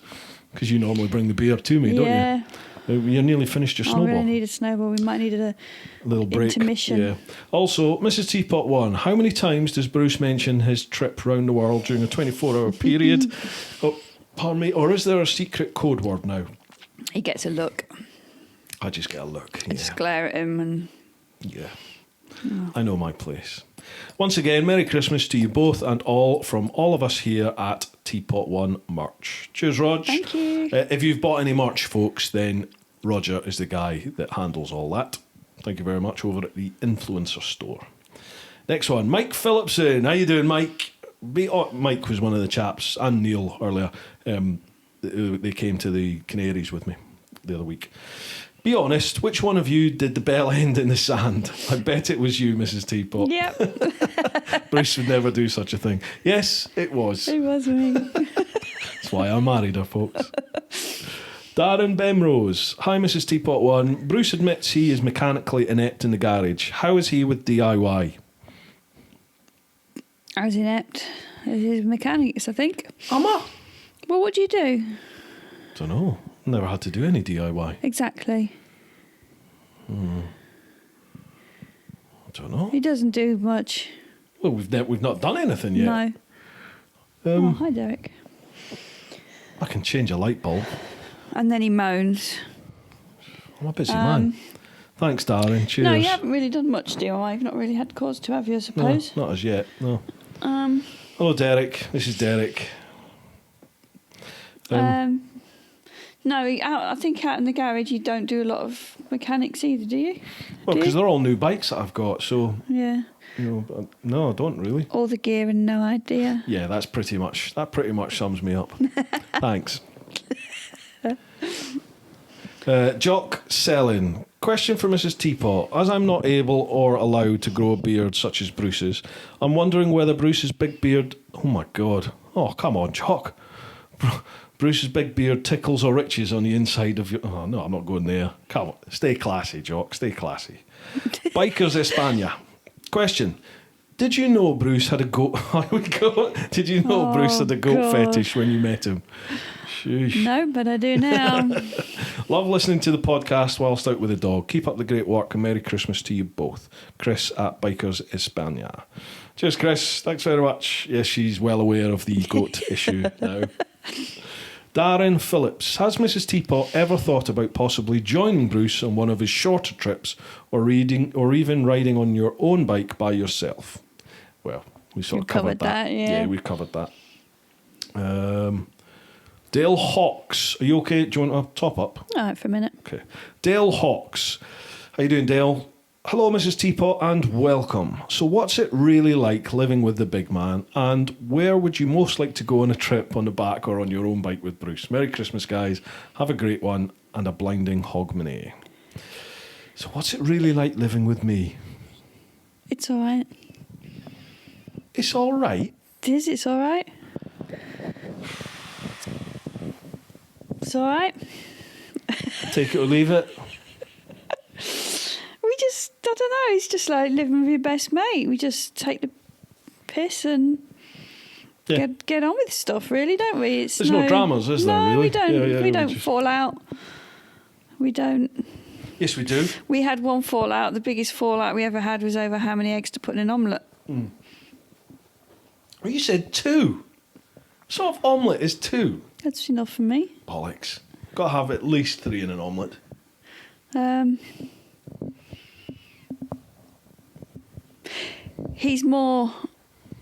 He gets annoying when you want to do something. He wants everything done now or yesterday, like with the house, doing stuff. If he wants his office painted, he wants it painted now and he's got to do it and he has to go and get everything and do it there and then. He doesn't stop and think, I'll have a think about it, see which is the best way to do this. He just goes out and does it. And if he can't do it, then he get a bit anxious and a bit like, I need to do it. I need to do it now. I've got this idea and it's going to work. I want to do it now. And then you get like all antsy and... Yeah, I'd agree with that. And then I have to sort of say, right, okay, fair enough, that's a good idea, but... this is the way we're going to do What about this? And what about this? No. And then I'll leave it with you, and then a couple of weeks later you'll come around and say, oh yeah, I thought about it. Why don't I do it like this? I say, that's an amazing idea. Yes, do it like that. She's talking out her arse. She's talking out her You know arse. it's the truth. Paul Jai, Mrs. T, if you could go back in time to a time before you met Bruce, excuse me, would you still go to the place you first met or avoid 100%? Going to work. Yeah. I would still have joined the job. I would have still joined the police, I think, at that time. No, he's asking, because you asked me Well, out. that was the place where it was. Yeah, I at know, work. but he's meaning, would you do things the same, as in, like, get together or not? I'm assuming that's what you meant, Paul. Yeah, I'd have probably got with you before you got that daft idea about going around the world, I'd have still gone. which I'd never heard the end of. You wouldn't. I'd have talked you out of it by then. No, you wouldn't have. have. You wouldn't have talked me out of that. Well, I would have gone with you then. No, you wouldn't. No, you wouldn't. Argument number 2 coming. You asked me out. I did ask you out. Yeah. It's pushy broad. Yeah. No, I'd do it the same. I don't think I'd change anything. Mm-hmm. Would you? No, I don't think so. It was weird because I wasn't looking for anyone at all.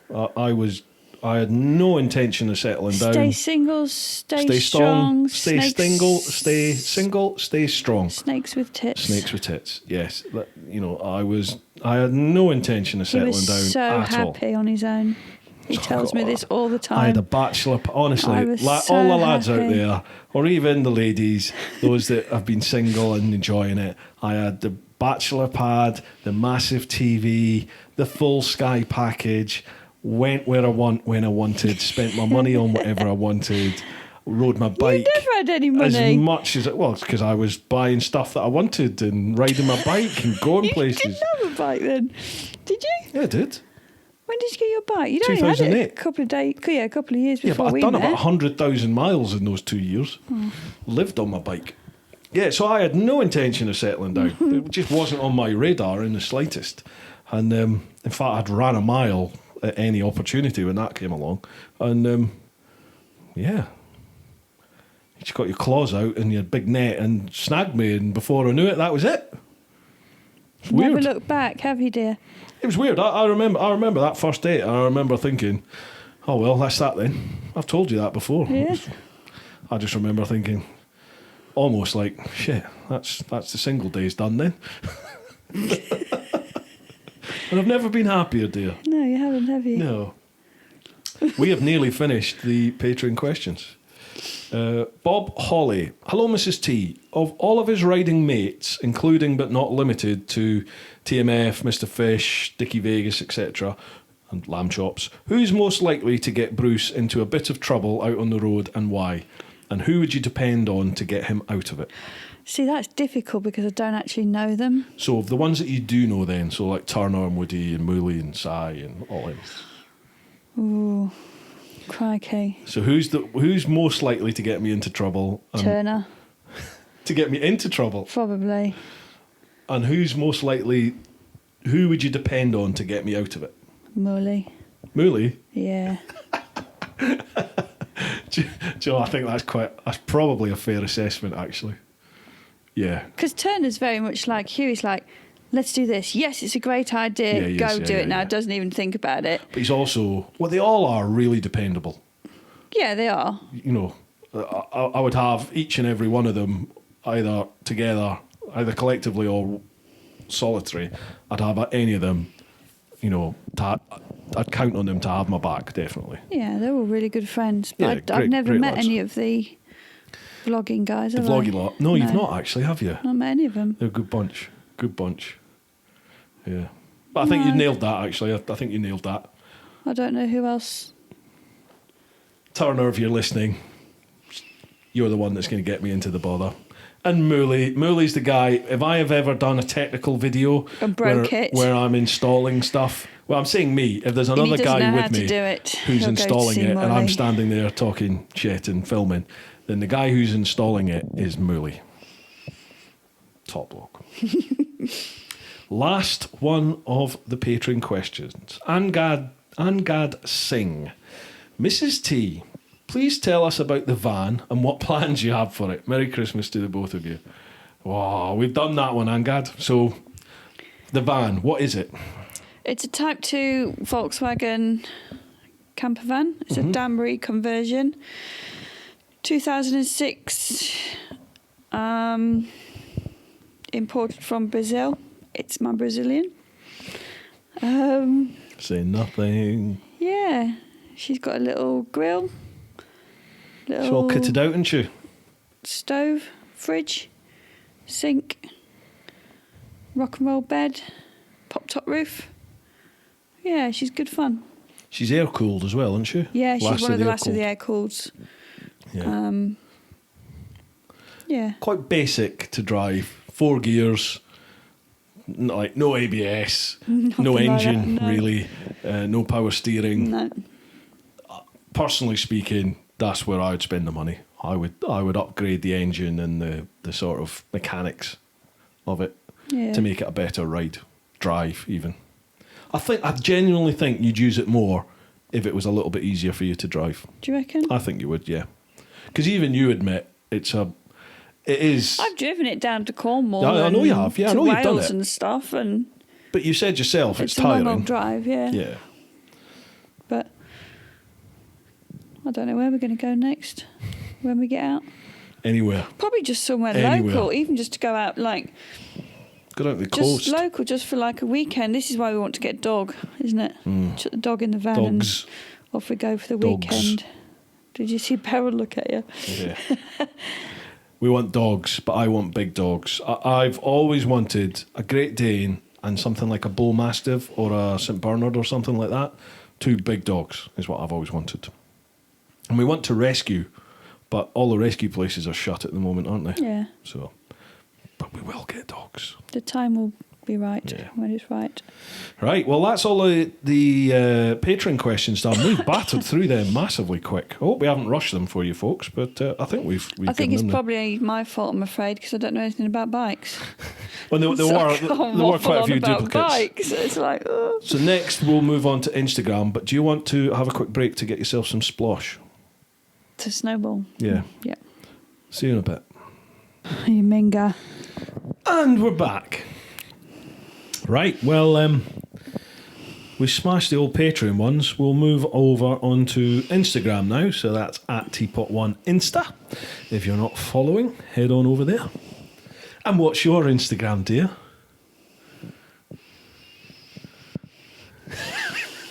Do you want people to follow you on Instagram? I don't really use it, do I? She doesn't really use it. I'll not bother putting it in then.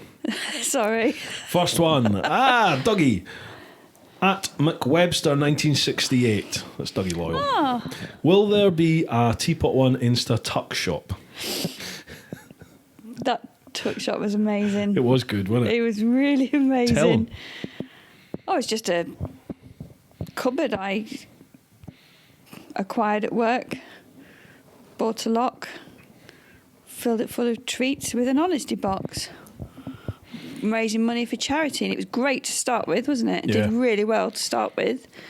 You were actually probably raising more than I was at one point I raised over for the charities. I think it was about £2,300 altogether. Just off of sweets and crisps sold to coppers. Yeah, and then it got a little bit dishonest, shall we say? Yeah, and not so many people were putting in the pot.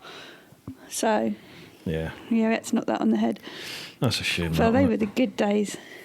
The free tuck shop. Certainly were. I hope you're enjoying life, Dougie. Yeah. Hi, retired Doug. now. Good man. Good man. The restorative mum. It's my mate Linda. I used to go to uni with her. What's his best dance move? Oh, gosh, anything. When he's had a few beers, he dances quite a lot, don't you? You can't get him off the dance floor.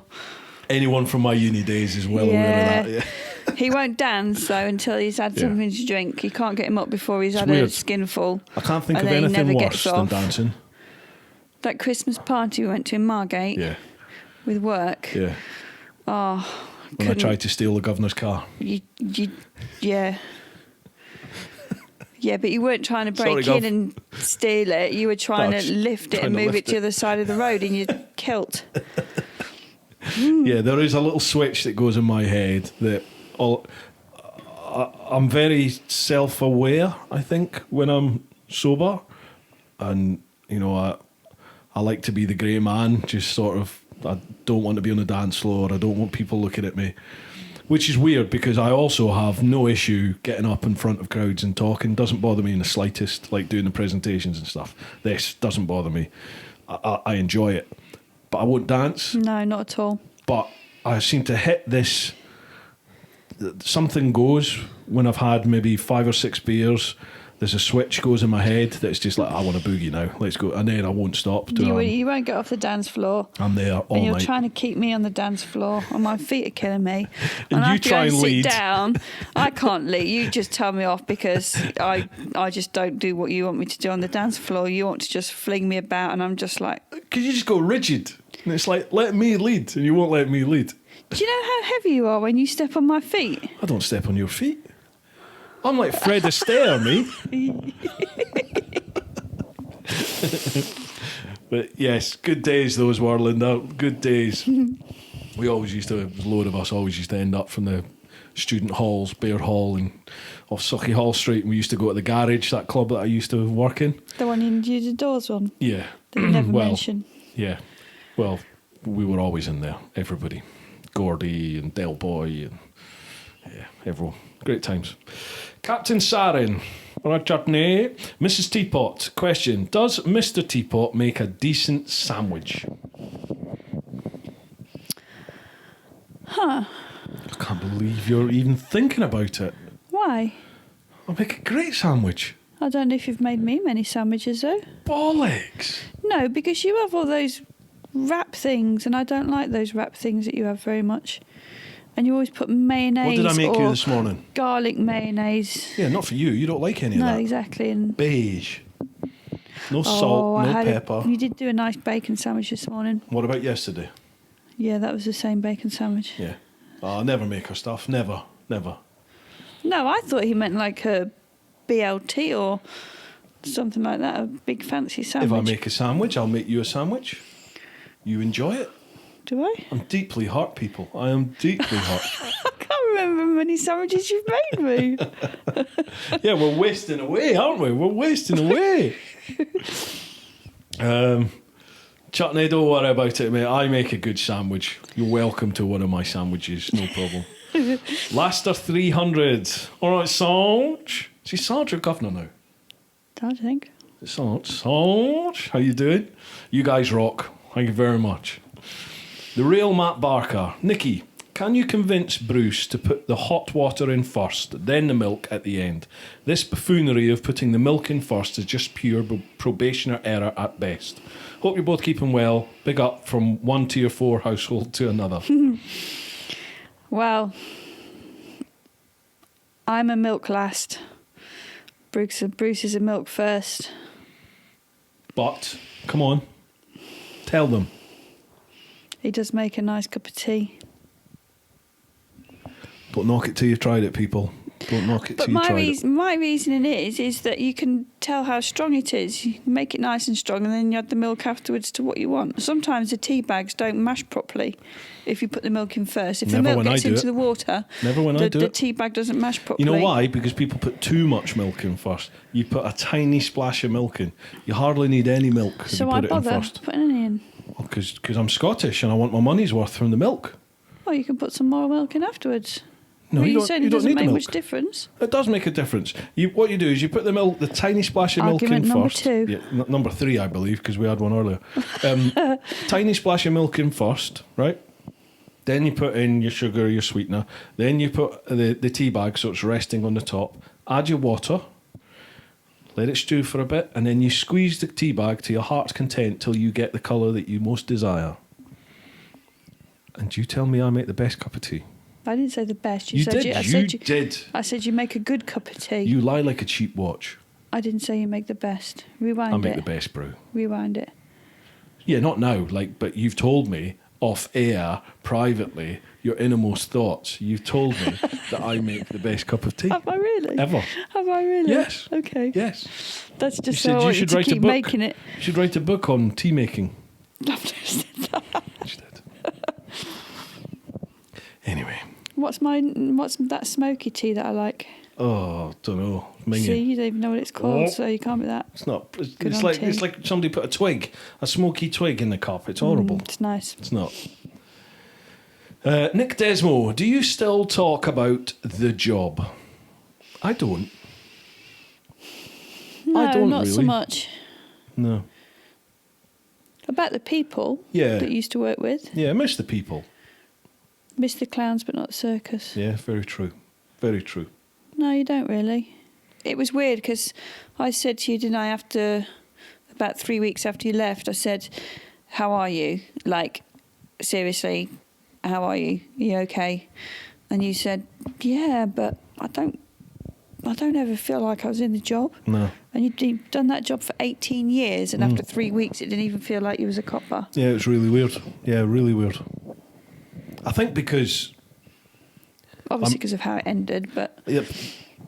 Because of how it ended and how I'd been feeling for a few years leading up to it, I think I'd resigned myself that it wasn't the job I joined anymore anyway, and it was just a job for me now, like just a job, not the job, just a job. So, you know, I didn't regard myself as a copper really anymore, to be honest. So it wasn't for me. It wasn't a big leap to leave that to do what I'm doing now. It's just now I'm doing what I enjoy doing. Sometimes you talk about bits, but not... Yeah, there's bits of it. Not very often. And the experiences, you know, there's the people and you know what it's like, Yeah. and the things you get involved with that you just don't. It's normal people don't get presented with situations like that, do they? And I do miss that. I do miss that unique aspect to the job. But we rarely got that in our current role. You know, No. in the diplomatic protection side of it, you're not really a copper, so to speak. You know, Yeah, you are. you are, but you're not. But you're just not dealing with the public. You're not dealing with the. You're not answering You're not call seeing the 999 bad side calls. You're of not everything and Yeah. seeing people at their worst, are Yeah. you? It's not. It's a different Not side like of when you're corporate. frontline. Yeah. I miss my best days in the job were the TSG days, the territorial support days. You know, the riot police. They were my best days in the job, and I miss the people and the situations and the job as it was then. But it's just not that job anymore. Yeah. What about you What? with the job? You happy where you are? Yeah, I love it. Yeah, you got a good number. Yep. Quite happy. Thank you very much. Definitely. Snowbike Mike. Mega, I can't wait for this one. Cheers, Mike. I hope you've been enjoying it. Kindred Spirit. How does she put up with your biking and YouTube obsession and the fact she never sees the bottom half of your face? I've forgotten how many chins he's got actually under there. More every day. No, it doesn't bother me. It's nice to see that he's happy doing what he's doing, and not under that cloud that he was in towards the end of work, because that was having a big impact. Yeah. You were getting really mardy. You probably think you weren't, but you were. I didn't realise how stressed quite I was. snappy. Yeah. And yeah, a bit horrible sometimes. Yeah. But then I'm the kind of person that I can tell when you're like that.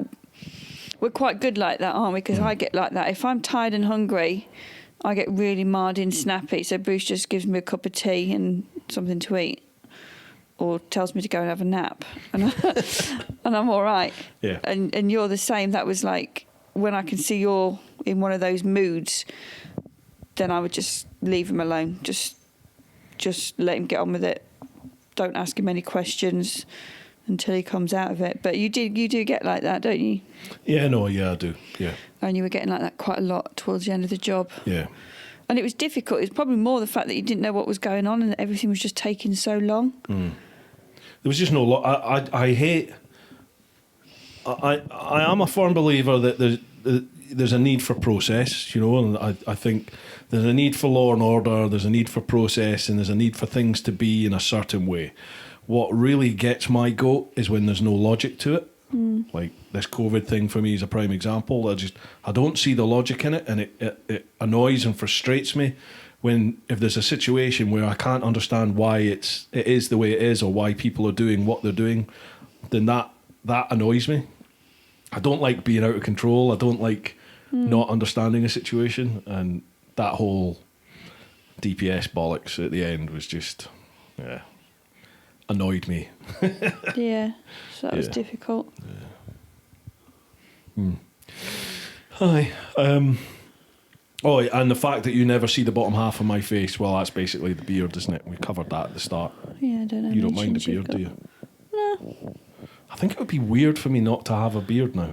When we look back on photos and you haven't got a beard, you look younger. Yeah, I look a lot younger. Yeah. But then you was also a little bit lighter in those pictures. Yeah. But I don't have a chin. You know, even when I was like at my fighting weight, I don't have a chin. So Did you have a fighting weight? Yes, dear.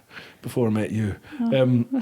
Yeah, I don't cook, so it's not me. I've got a ball head, basically. So it's, I don't have a chin. Right, next one. Motor Rev UK. How you doing, gents? If you could change the channel name to something that would incorporate Bruce's personality, what would you call it? Bellend. I knew you were going to say that, or dickhead. Yeah. Thank you, dear. You're welcome. Thank you, dear. Very good, very good. Official Mr. Fish. How you doing, John? How much sexier is Bruce now he's growing his hair? I was just Fish talking is about the this one that I'm doing earlier. this with. Oh my gosh. It's awful. You love it. And I hate it. He's going to look like Bill Bailey with a beard. It is getting a bit ridiculous, I've got to admit. He's a little bit like those Play-Doh toys where you put the Play-Doh and then you squeeze the bottom up and it just grows straight up. Yeah, it's a bit daft at the moment. Before he can comb it over. John's got a full-on, like, proper head of hair. He looks like the top of this microphone. Yeah. John, I might have to renege on this, mate. I don't know if I can go to April 1st because I'm going to have to start the filming fairly soon for this Amazon thing, and I can't turn up like this. So I think we had a wager on it. I'll have a chat with you and I might have to make the donation. We'll see. We'll see. Well, you can go till April. It's only 3 months. If they start filming, then just deal with it then. We're supposed to film in February, I think. I think we're starting in February. I think. Teeter Tower. I think that's Pete. I think that's Pete Power. Oh, sorry. Maybe shouldn't have said your name. I think that's Pete. Have you taken your test yet? Nope. She will. Don't worry. Salmon and Sons. Right, that's when it all went pear-shaped and the and the head shed issued the ultimatum. Did you swear as much as I did when I found out? How did you handle the whole ultimatum thing at work? Well, it was entirely up to you, wasn't it? I mean, yeah, it's a difficult one to answer, really. But in a way, I think I was secretly glad as well because it made you go. Yeah. Because you had been talking about it for so long and making a go of this YouTube stuff and your tours and everything. Yeah.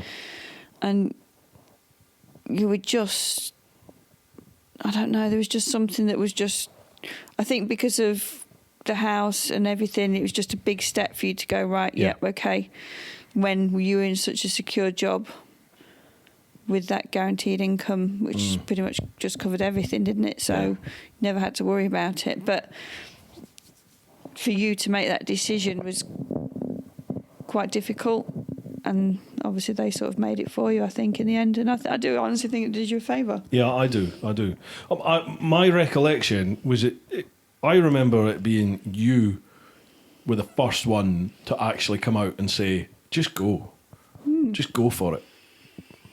And I was fed up of you being miserable as well. Yeah. And that was actually that was actually a massive relief for me, because I was just like, oh wow, if you're thinking it, okay then. But I said from the start that whatever happened, I would support you. Yeah, you did.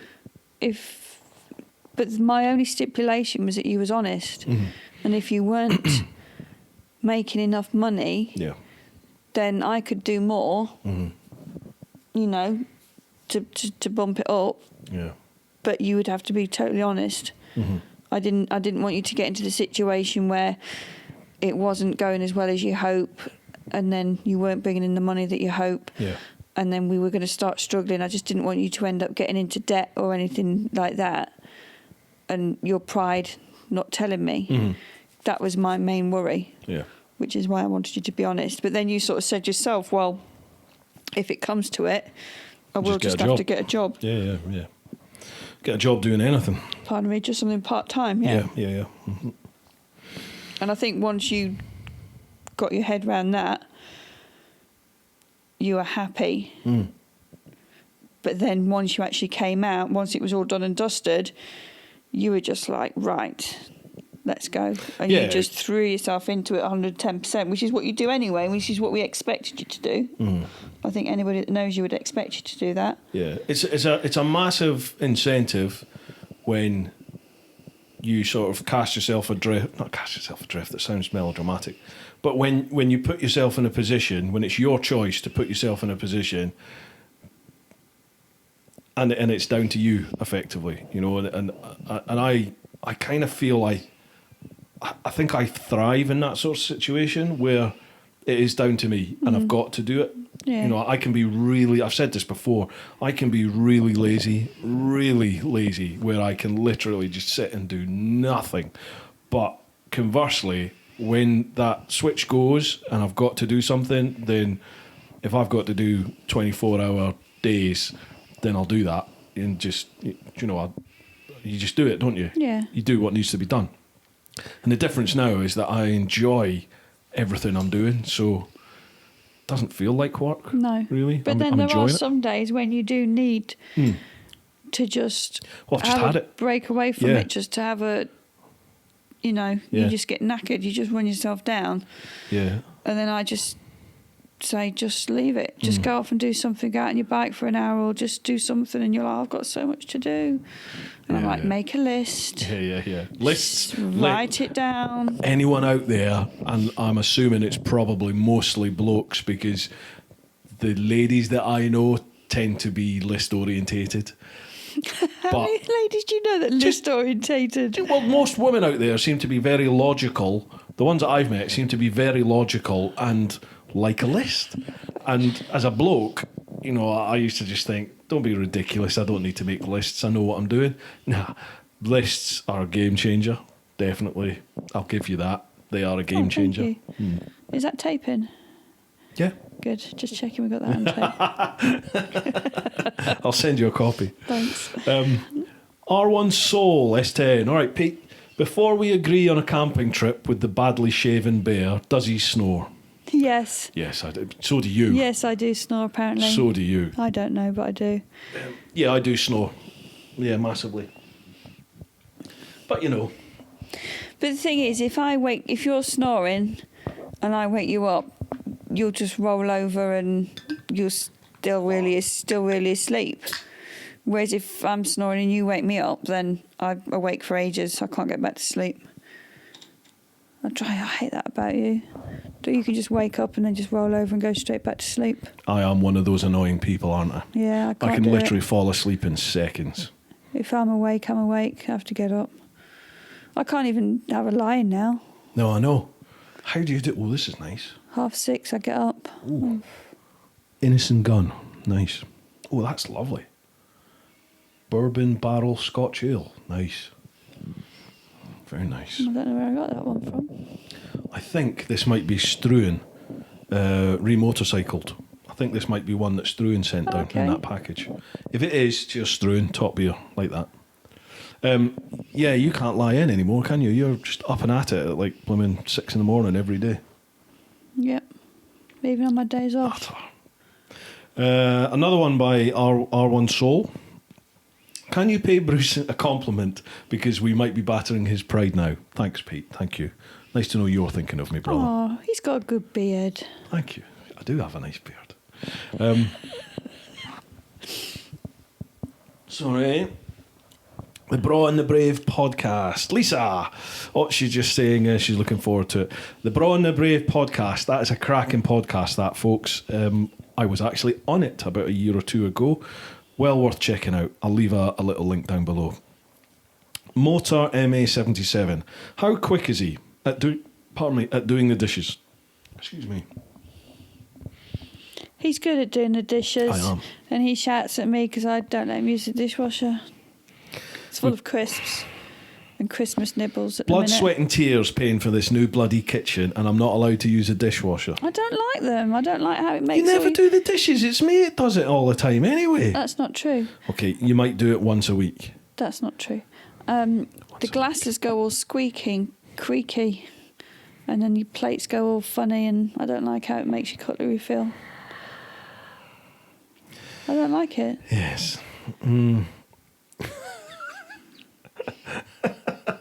No, another one from R1 Soul from Pete. How does she cope with long grey pubes in her teeth from that face? Doesn't come anywhere near me. Minging. Muzz R6. Yoko ruined the Beatles, I'm just saying. It's about the other halves getting involved with things. Okay. No, I'm glad we're doing this. It wasn't my idea either to Yes, come on. it was. Because you're making it sound like I asked to come on. I didn't ask. I didn't have any suggested. guests, and you said, because you said, can I come on? I said, who's your podcast on this week? He says, oh, I haven't got anybody. I said, well, why not? And you went, well, because I've been away. I was like, well, okay. So you're just not going to do one? And you said, no, I'm not going to do one. And I said, well, why don't you just do one with me? I've got 3 big guests who've all said they'll come on, but none of them can confirm any dates at the moment. So I was hoping one of them would be coming on. Sorry to disappoint No, you. I don't mean it like that. But as it turned out, this week there was nobody lined up, and obviously I didn't have anyone last week because I was away in the Canaries. And yeah, you just said, well, can I come on? Yeah, I said, well, why don't you just interview me? It was something like, why don't you do me, I think you said. No, I never said that. I'd never say that. Yeah, that's true. Gypsy Creonti. What did Bruce do to be allowed to ride around the world? Serious question. How can I convince my family to let me go? Hope is well for you both. Well, we kind of covered that. Yeah, it's difficult. Yeah. You just got to be honest. Be honest with your family. Tell them what you're thinking, what you're feeling, what your plans are. Try and involve them if you can. And you've got to remember, it sounds great. You know, it sounds brilliant to, I'm going to go away and I'm going to do this trip, I'm going to ride around the world, be away for like a year, 2 years, whatever. But it's not all roses, you know, it's not all sweetness and light. If you have a bad day normally in life, you're going to have a bad day when you're out there, and it'll get amplified as well at times. So don't think it's just going to be one great joyous journey, because it won't. It is a proper roller coaster. And it's expensive. And it is expensive. You can definitely do it a lot cheaper than I did, but you'll have to sacrifice certain things, do things a little bit differently. But I think honesty is probably the best, definitely the best policy in life, I think. But yeah, I mean, we're in a different situation, aren't we? Because A, I already had this planned when we met, and B, well, we wouldn't I'd have already got, done it before him. Yeah. And we wouldn't have got together if you were the type of person to say, no, I don't want you doing that, then we just wouldn't have got together. No. We never would have lasted, because I wouldn't. That, you know, I'm going to do what I'm going to do, and if you know, if you didn't want that to happen, then we just wouldn't have got together. So No. But we don't stop each other doing anything No. in general, do we? No, If we you don't, want to go off and do something, you'll say, do you want to come? And I'm like, no thanks. But And it's give and vice take. versa. No, give and take. And I'd never stop you riding your bike. That's Yeah. like you saying to me, I can't go to a car boot sale. It's never going to happen. Is it? You shit shop, yeah. Yeah, definitely. You know, it's give and take, innit? You've got to make time for each other as well as making time for yourselves. Absolutely. Going around the world is maybe stretching that a little bit. You know, that is going to take some serious dinners and some serious gifts, I think. But if it's something you really want to do, you'll figure out a way of doing it. Ed Kerry. Oh, superb. This will be lovely to hear. Question-wise, what has been the impact of Bruce's venture been on you, Mrs. Teapot? We haven't had that yet, have we? What is the impact of what, your round the world adventure? I'm assuming it's around the world. Now? I'm assuming it's the whole teapot thing. The whole teapot I don't know any different, really. thing. I suppose not, no. But it wasn't like this to begin with, was it? No. It was just me, really. And now it's sort of grown into a thing now, isn't it? Yeah. I suppose it's like a brand, isn't it? I hate to say that, but it is. Yeah, but we've just sort of grown with it, I suppose, haven't we? Because it's always been there right from the start. How do you find it when if we're out and about and people come up and like say, I think it's funny. Are you Teapot? I think it's funny. I think, oh, here we go. Here we go. I'll just go in and pay for the petrol. It does tend to be at petrol stations, doesn't it? Yeah. Or just randomly. We've had it randomly. People have said hello, haven't they? And people turned up at the house, isn't yeah, there? and stuff. Yeah. It's nice. It's nice that people appreciate what you're doing. And yeah, when genuine. I sort of see the other side of it, when I see how much work you're putting in and how much effort it takes planning stuff and all that kind of thing behind the scenes that you don't see, it's nice to see that there are people that appreciate it and enjoy it. And I know I don't watch it, but I'm not. It's not a bad thing about you saying that against you. No, I know. It just doesn't interest me. Yeah. I did enjoy some of your around the world videos because you're off having an adventure, but I'm not really interested in one bike from another test riding. Yeah, I know what you mean. Do you know what I mean? It's like me taking you to the car boot sale. You don't enjoy it. You couldn't think of I'd feign interest. You would just go, yes, that's great. Can we go now? Yes, dear. Yeah. Can we go now? Where's the tuck shop? And that's the same thing. It's just not, you're just not interested. But it is nice. It is nice to see how it's grown and evolved into what it is. Because it has evolved, hasn't it? Quite a lot. Yeah, definitely. It's changed. But this is... Sorry. But this is more what I think how you wanted it to be, isn't it now? It's sort of more... You want to do more interaction with people, more stuff with people. Like you enjoy going out riding. You enjoy riding with people that enjoy it as much as you do. Yeah, definitely. Yeah. And that's probably what you were saying earlier about how you want to go and see people in their own towns and meet up with them and just go on their local ride outs and see where they go, see what parts they enjoy and what roads they enjoy and stuff like that. And I want to get better at the whole photography and cinematography thing, you know, and I want to see how, like a lot of the other moto vloggers that I go and meet, like TMF and Lamb Chops and Richie Vida, Mr. Fish and people like that, I want to go and see how they do stuff to see what's different to how I do, because I can't say what I'm doing is the best way to do it because my editing takes forever. So I would like to see how other people do it and how they speed up the workflow and increase the quality of the sound and the video and there's lots I want to do, and I like meeting other people and seeing how they do stuff to see if you can learn from that. Yeah. Next question then. I think we've answered that one, did we? David Joyce, 59. Mrs. Teapot, how do you allow Mr. T so much time away on his bike, and where can I get one like you? Or are you glad to get him out of your hair? I don't mind him going out on his bike, to be honest. He gets moody if he doesn't. You can tell when he's not being able to get out on his bike.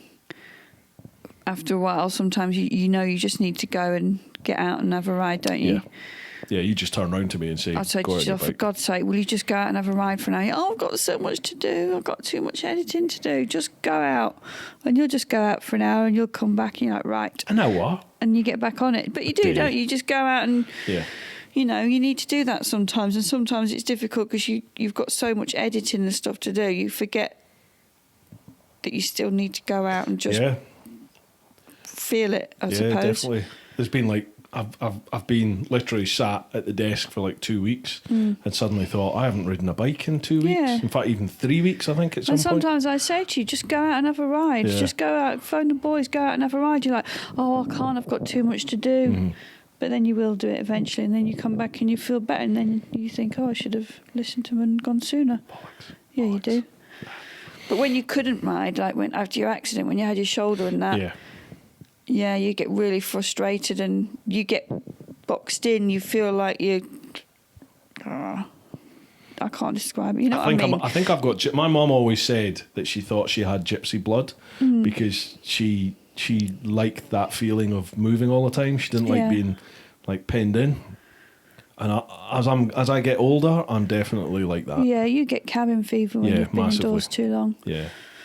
So it does him good when he goes out. He's a nicer person when he comes back. Yeah.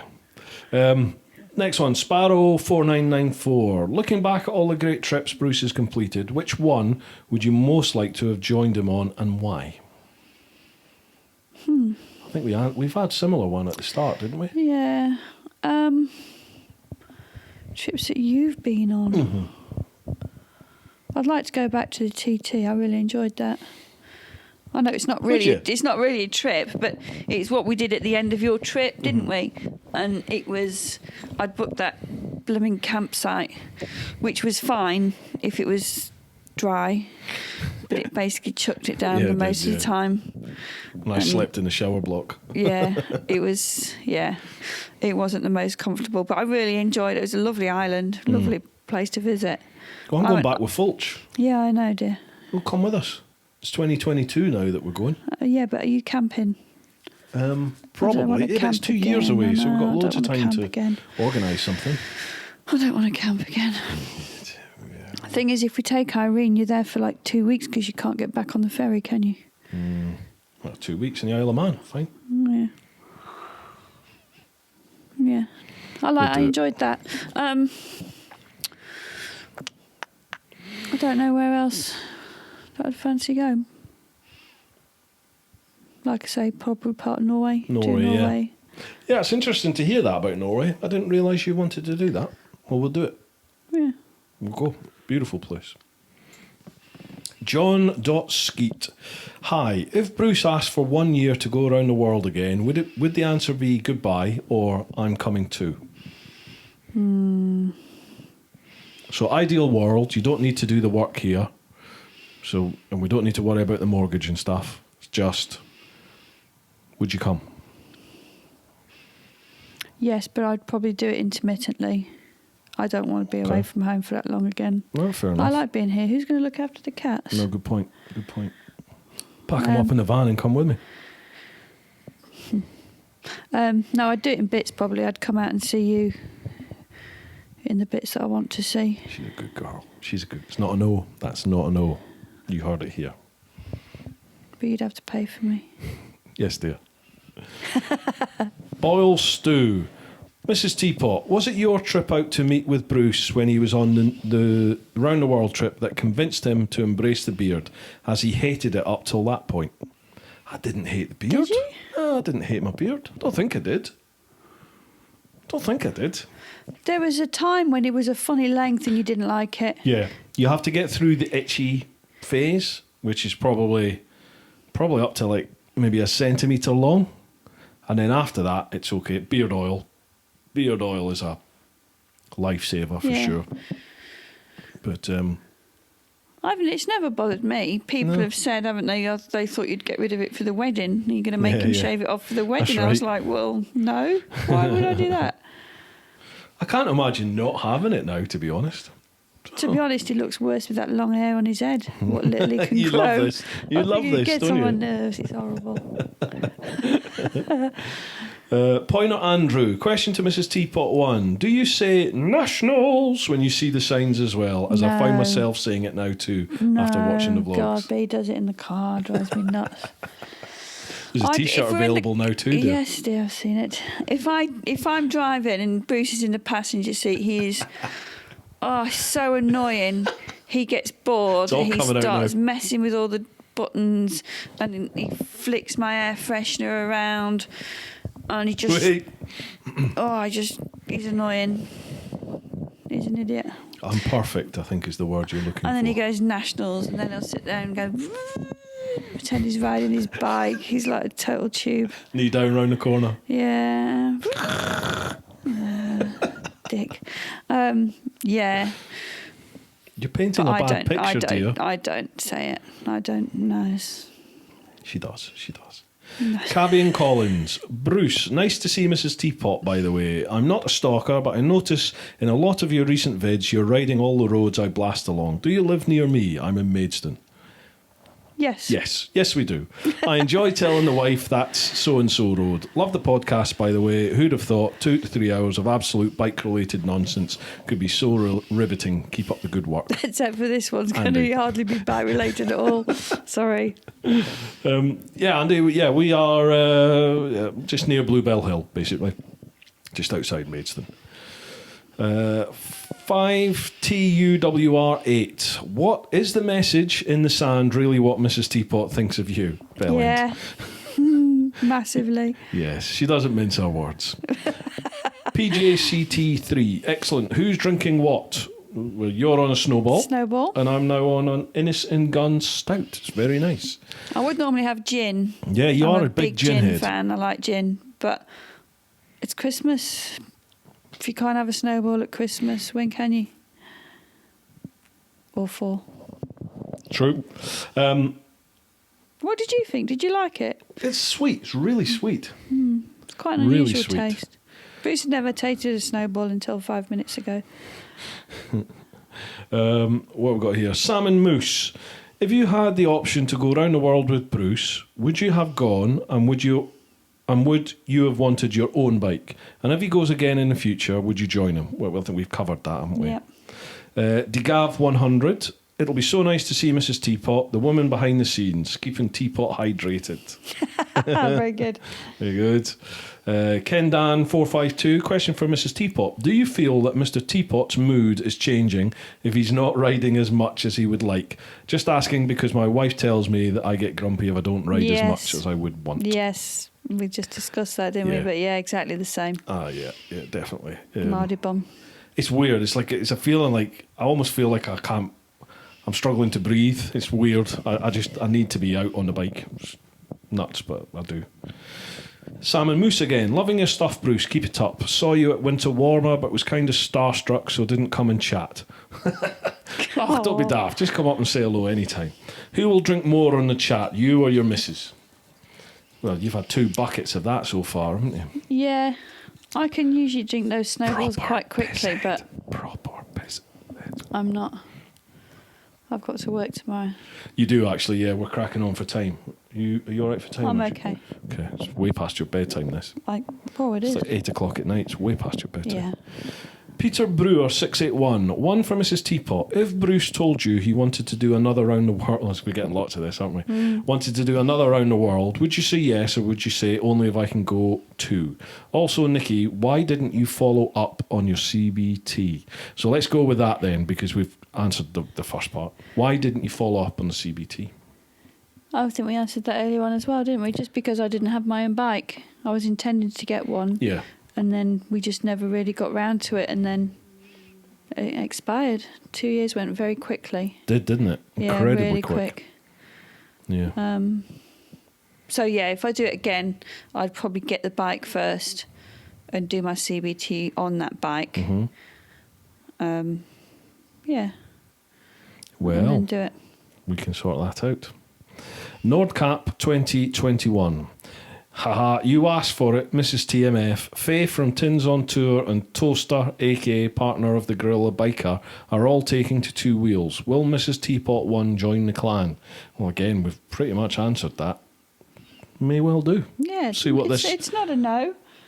It's all the unknowns, isn't it, at the moment? It's hard to plan there's anything. just a lot going on. I mean, I'm glad I did my CBT. It gave me good insight into it, but I just wasn't, I don't know, I just didn't feel that confident on that bike. Yeah. If it was my own bike and I could, as soon as I'd passed the CBT, I'd needed to get straight out. Yeah. I need to not have a gap. Does that make sense? I was surprised with your CBT because you're a very confident person normally, and you're the type of person that throws yourself into things. But you wouldn't. I'm sure you don't mind me saying, but you've not struggled, but you lacked confidence going out on the road with the bike, didn't you?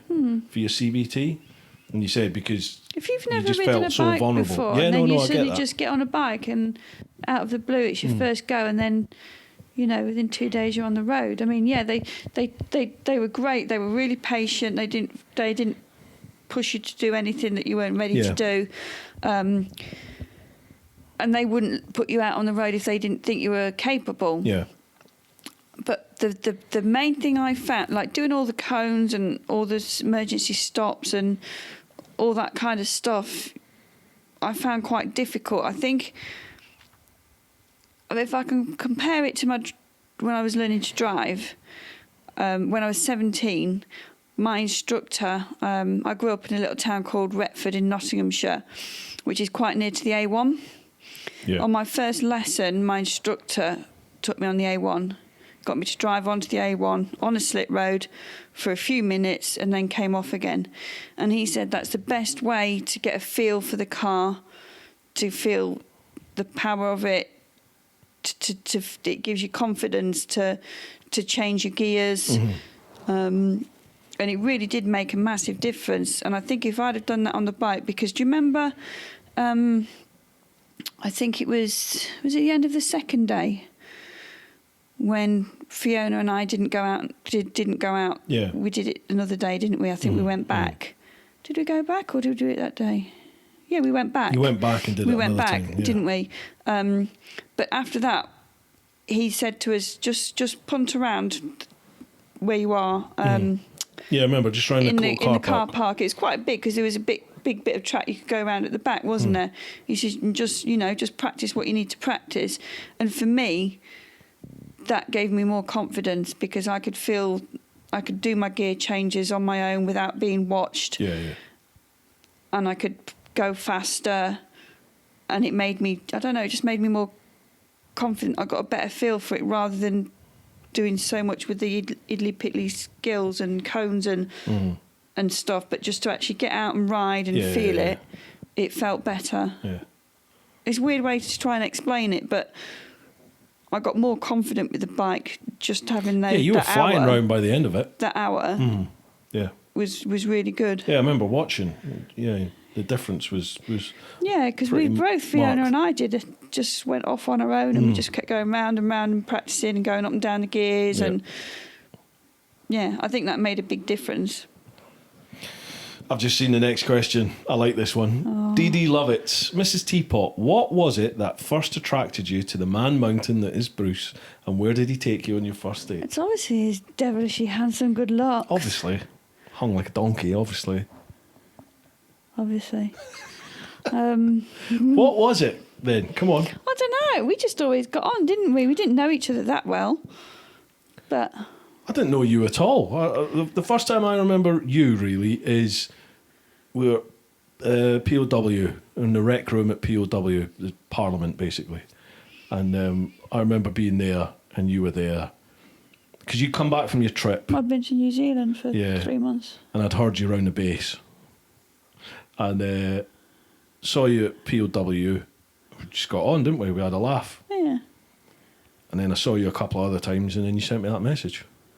I messaged him on Facebook, how romantic. Yeah. I feel like a right knobhead, but do you want to go for a drink? I think it was something like, if you want to go out with a fat balding bloke that looks like Shrek, yeah, fill your boots. That was pretty much my reply. Yeah. And it worked. And we went to that Henry's bar in Covent Garden. Henry J. Beans? Henry's in gone Covent Garden, yeah, it's not there. Yeah. That was the first date, wasn't it? Yeah, it was. It was nice. Mm. It was all right. So my wit and charm and devilishly good looks. Yes, That's he's what you're trying to wit and say. charm and devilishly good looks. Right, how long are we on? We are cracking on now for 2.5 hours. Do a couple more, will we? And then that'll do, because it's getting late now. And I know you need to be up early. No, I'm not. You sure? Yeah, come on. Yeah, come on. Nige 250. Has Mrs. Teapot got a sister because you get away with murder? No, brother, and he's attached now too. Graham JXE. Mrs. Teapot. When Mr. Teapot was in the job, I'm guessing shifts were involved. Do you miss the peaceful night's sleep while they were on nights? Also, with the risk of his old job, there is the fear he wouldn't come home. Now he spends so much time with bikes, do you still have the same worries? That's a good one. But I mean, you did the same job as me, didn't you? So Yeah. To be honest, I'm in bed before Bruce anyway, You are. so yeah, I'm usually fast asleep by the time he comes to bed. I do. With shift work, we sort of had half the month where we were on opposite shifts, Yeah. and half the month where we pretty much almost, well, unless I was, I always did They overtime. overlapped a bit. We had a 4-week shift pattern, didn't we? Yeah. And for about a week, we overlapped Yeah, where we were doing the same.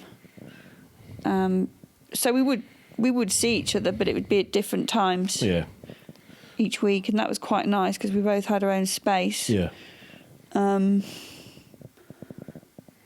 Yeah, it worked, didn't it? Yeah, it did. Because people said to us, why don't you just go on the same team? And we were both like, no way. No. No, thank you. But see, the risks with the job, like, I've got to admit, when Keith died, that first Yeah, that was terror bad. attack, I did think to myself, I didn't want you. It's double standards, I know, but I did think I don't want you Yeah. doing the post stuff that I was doing. And I was lucky because you, like Nikki's like a specialist search officer, so there's like a unique position within diplomatic protection that you would do, which Yeah. meant you weren't often out on the front sort of line like I was, standing out in Not front of day in, posts and day stuff. out, was it? Yeah. And then now you're office based as it is. So definitely for me, flipping this totally now, I'm definitely a lot happier that you're more office based now. Yeah. Because the threat is definitely there, as we've seen. We lost one of our own there, and I'm a lot happier that you're not on the front line all the time. How did you feel about it all? I don't know. I've kind of just sort of get on with it. Yeah. I don't really know any different work-wise. It's no different. It's just always been like that for nearly 20 years. When you're in the job, you just get on with it, don't you? Yeah. I suppose you think about it more if you're not in the job, about not going home. Mm-hmm. But that could happen. I'm of the opinion that you go up to Tesco's, it could happen. Yeah. I think we're both like that. When it's your time, Yeah. really, isn't it? And doesn't, I don't think your job, your pastimes might amplify the risks, but I think ultimately when your time's here, it's going to happen, whatever you're doing, I think, for me. Yeah, and we only ever, talking back about the shifts again, we only ever did one post together. Chinese? No. No, the Egyptian embassy. When you came back, that was your first shift back from That's right. being away for a year, and then you stood with me for 2 hours. That's right. The Egyptian embassy. Yeah, we went and had a look at that builder's van, didn't Ranger. we? The Ranger, Ford Ranger. So Ford, if you're listening, would love a Ford Ranger. Get one of them turn up in the what post. was the other part of that question? There was 2 parts. Oh, and now that I spend so much time with bikes, do you still have the same worries? I don't think as much as what I used to, Do you if not? I'm being honest. No.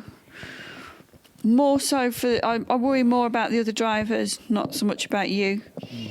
Because you said yourself that this now is your business, this is your income. Calm down massively. You can't afford to have accidents and things. I've had people comment actually on the channel saying you can definitely see you're much more restrained now than you used to be. And you've got to be, because you won't have... You don't...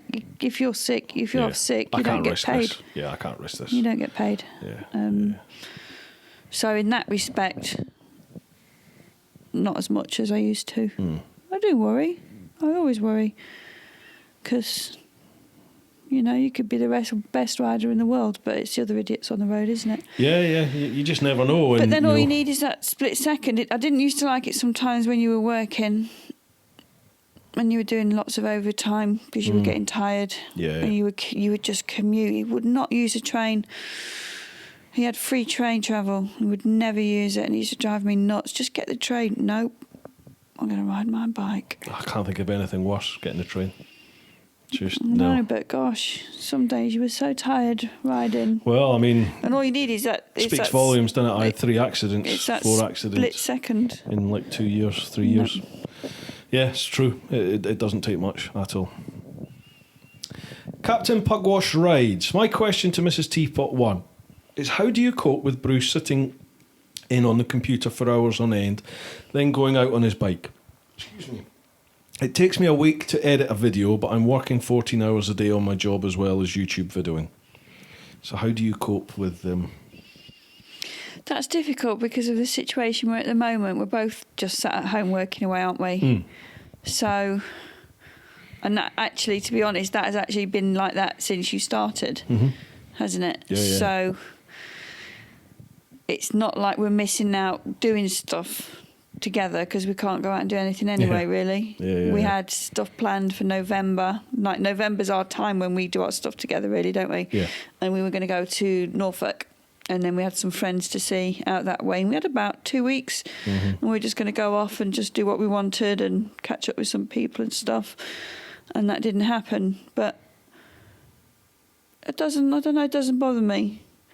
We started doing, at the very start, we were going out for walks and bits, weren't we? But that's... My work has got busier, and obviously the nights are non-existent now. Well, they're going to get longer now, shorter now, the nights, aren't they? We've had the winter solstice. Yeah. And so that's it. Days are getting longer. Was that today or was it tomorrow? 21st. Is that today? Oh, it's today. Today, then, isn't it? I think it's the 21st. Yeah, so we'd like to do more. I think when normality comes back, then, you know, because you're office based now pretty much, and I think there's no shifts. It would be nice to isolate the weekends, maybe. Yeah. Or at least a day or two a week where we spend time. I had a guy called, don't know if you wouldn't have seen it, but I had this American moto vlogger on who's one of the biggest in the world, called Chase on Two Wheels, and it was really interesting to hear him that after 10, 12 years of him doing this, he said now basically come 6 o'clock every day at 6 o'clock, Monday to Friday, weekends he's off. Monday to Friday comes 6, he finishes. Both he downs tools, and like his little camera crew that he has know that he will not work by 6 unless there's a deadline that they have to meet, you know, exceptional circumstances. And that was really, really weird to hear him say that he literally has office hours that he works. Yeah. Because, you know, for me and everyone I know, it's you just work all the time, you know, to try and but that's probably get the content good for you. out there. Because you need to have that time out. But you can't do that though, because if you've got stuff I can't relax. Rendering or whatever it does, I don't know, when you come down there and then you start messing about on your phone, you're still doing work related stuff on your phone. Yeah. Until you start playing cards.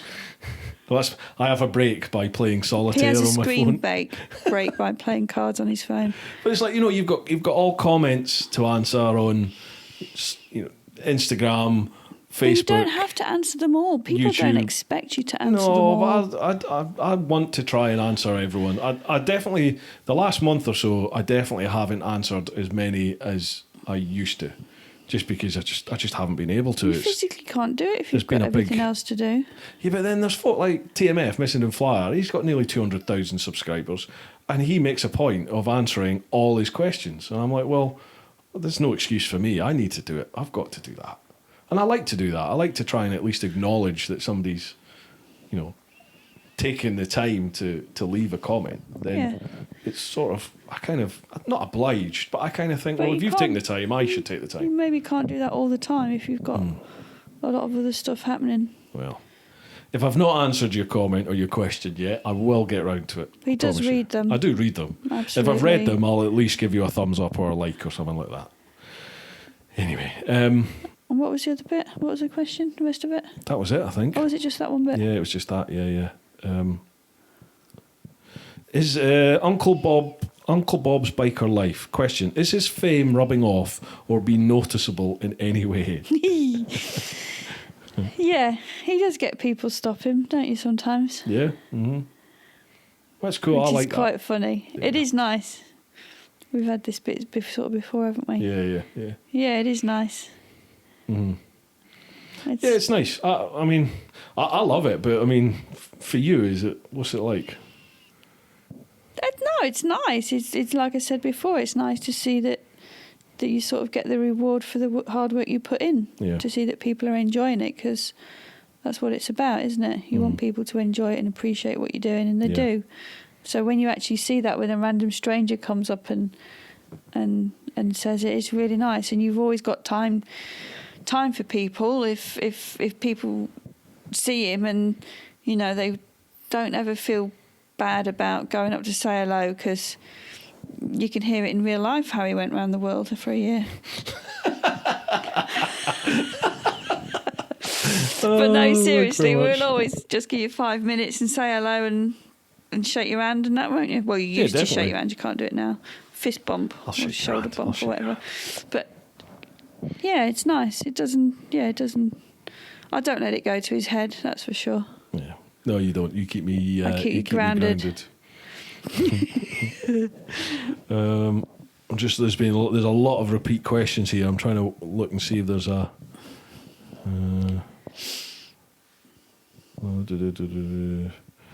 Sorry, bear with me, folks. I'm just trying to find a question that's not been asked yet. My knee's aching. Is it? Yeah. I think we'll call it quits soon.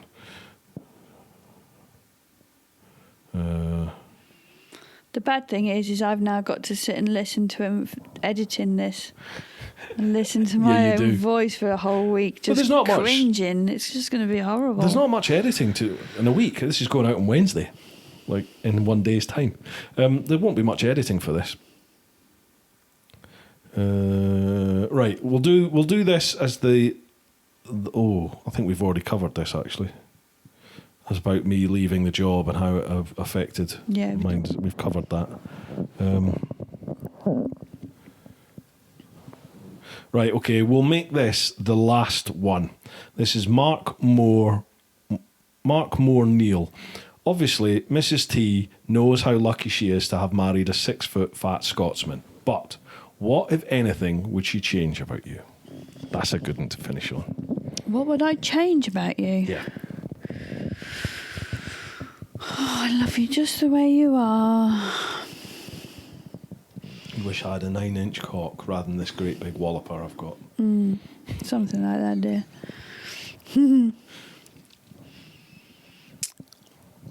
I don't know if I'd change a lot, to be honest. Come on, there's got to be something. I'd quite like to have pots of money so I can retire and I can just go and I'd like to have pots of money. car booting Oh, God, no. every weekend No. You'd be and on have your my own. own little shop. You'd have your own house, dear. We wouldn't I'd be have my own together. little shop. Hmm? You said I could have a little shop. You can have a little shop, yeah, no Yeah. problem. As long as it makes money, you can have a little shop. I won't need it though, because if you're... Okay, if I'm vintage, yeah, fine, fair one. Yeah. No, Never mind, I keep don't think dreaming. there is anything that would change about you, really. Bollocks, there must be something. I wouldn't want you to be as annoying in the car. That really does wind me up. And you know it winds me up, so you do it more. Just buy a Ranger then. I won't annoy you if we have a Ranger. Yeah, swap the flabby in for a Ranger. Yeah. Do it. I don't think so, dear. No, I don't know. I don't believe that. Anyway. I'd have to think on that, I think. Well, as always, normally I give people the opportunity to chat about what they've been up to and where people can go to follow them, etc. Mrs. Teapot, she's here. That's it. Yeah. Anything you want to say before we finish up? Didn't Champs have a question?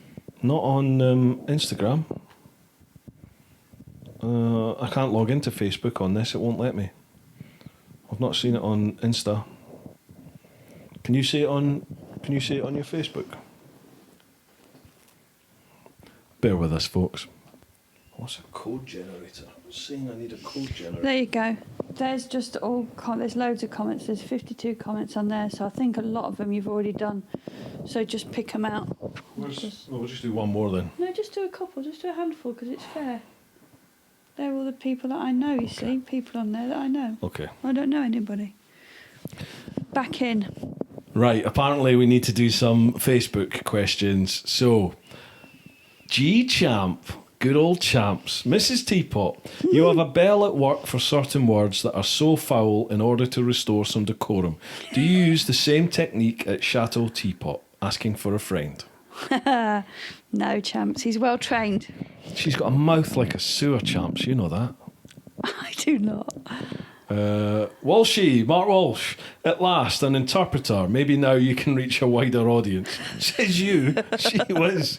Pop Larkin, treacle one on a podcast. Could be a few sticky moments for Bruce. It's been all right actually so far. You've been very kind, I would say so far. I want my dinner tomorrow night. What's that? I want my dinner tomorrow night.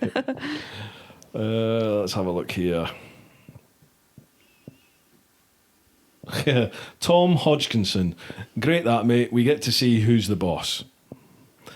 When you're under her feet, does she ever suggest you go on another world trip? I know mine would. Merry Christmas to you both. You are actually good for that. We said that before, but you are good. You do just say, go out on your bike, bugger off. Yeah. God, there's loads here. All right, I'll tell you what I'll do. We'll make this one more. This is it. I take it this is somebody you know, Cliff Price. Yeah. Says, I heard a rumour that Mrs. Teapot assisted in producing the highest calibre of law enforcers during her time as a street duties instructor. Was he one of your puppies? Yes. Wow. Absolutely. Can't believe you were a street duties instructor. Oh, yeah. If you don't know, when you, in the old Bill, or in the Met anyway, when you used to finish Hendon, you had to do a probationary period before you were officially qualified as a copper. So you'd have to do a street duties course where you got, you'd go out with some experienced coppers and they would basically just puppy walk you through the first days, weeks, months on the street. And Nikki was one of them. Says a lot about the quality of a police officer in London. Right, I think that's going to do us. Folks, I hope you've enjoyed this one. Have you enjoyed it? Oh, yeah. Sorry, you can tell now. I have actually. Good. You were a bit nervous, weren't you? Yeah, well, not to start. Well, I didn't feel nervous about doing it. I found it quite difficult to do when I first sat down. Did you? Yeah. Why? I don't know, it's just weird. It's just weird kind of relaxing into it and just chatting. It's just a bit, I don't know, it just feels weird. We don't normally do it. No, I try not to talk to you if I can help it. I've enjoyed it. Genuinely, I've enjoyed it. Yeah, it's good. Yeah. I'm sorry I don't know anything about bikes. It's probably going to be really boring for you all. I don't either. Won't worry about it. But folks, hope you've enjoyed this one. No idea who's coming on next. There's a couple lined up, but no definitive dates as yet. I'm going to take a break over Christmas, so it'll probably be the new year when we have the next podcast. Hope you have a great Christmas, doing whatever you are doing, whatever tier you are in, whatever you are allowed to do. Keep on doing your thing. look after those that you love, but most importantly, Live your life. most importantly, live Hit that like your and subscribe life. button. Woo-ha! You dick.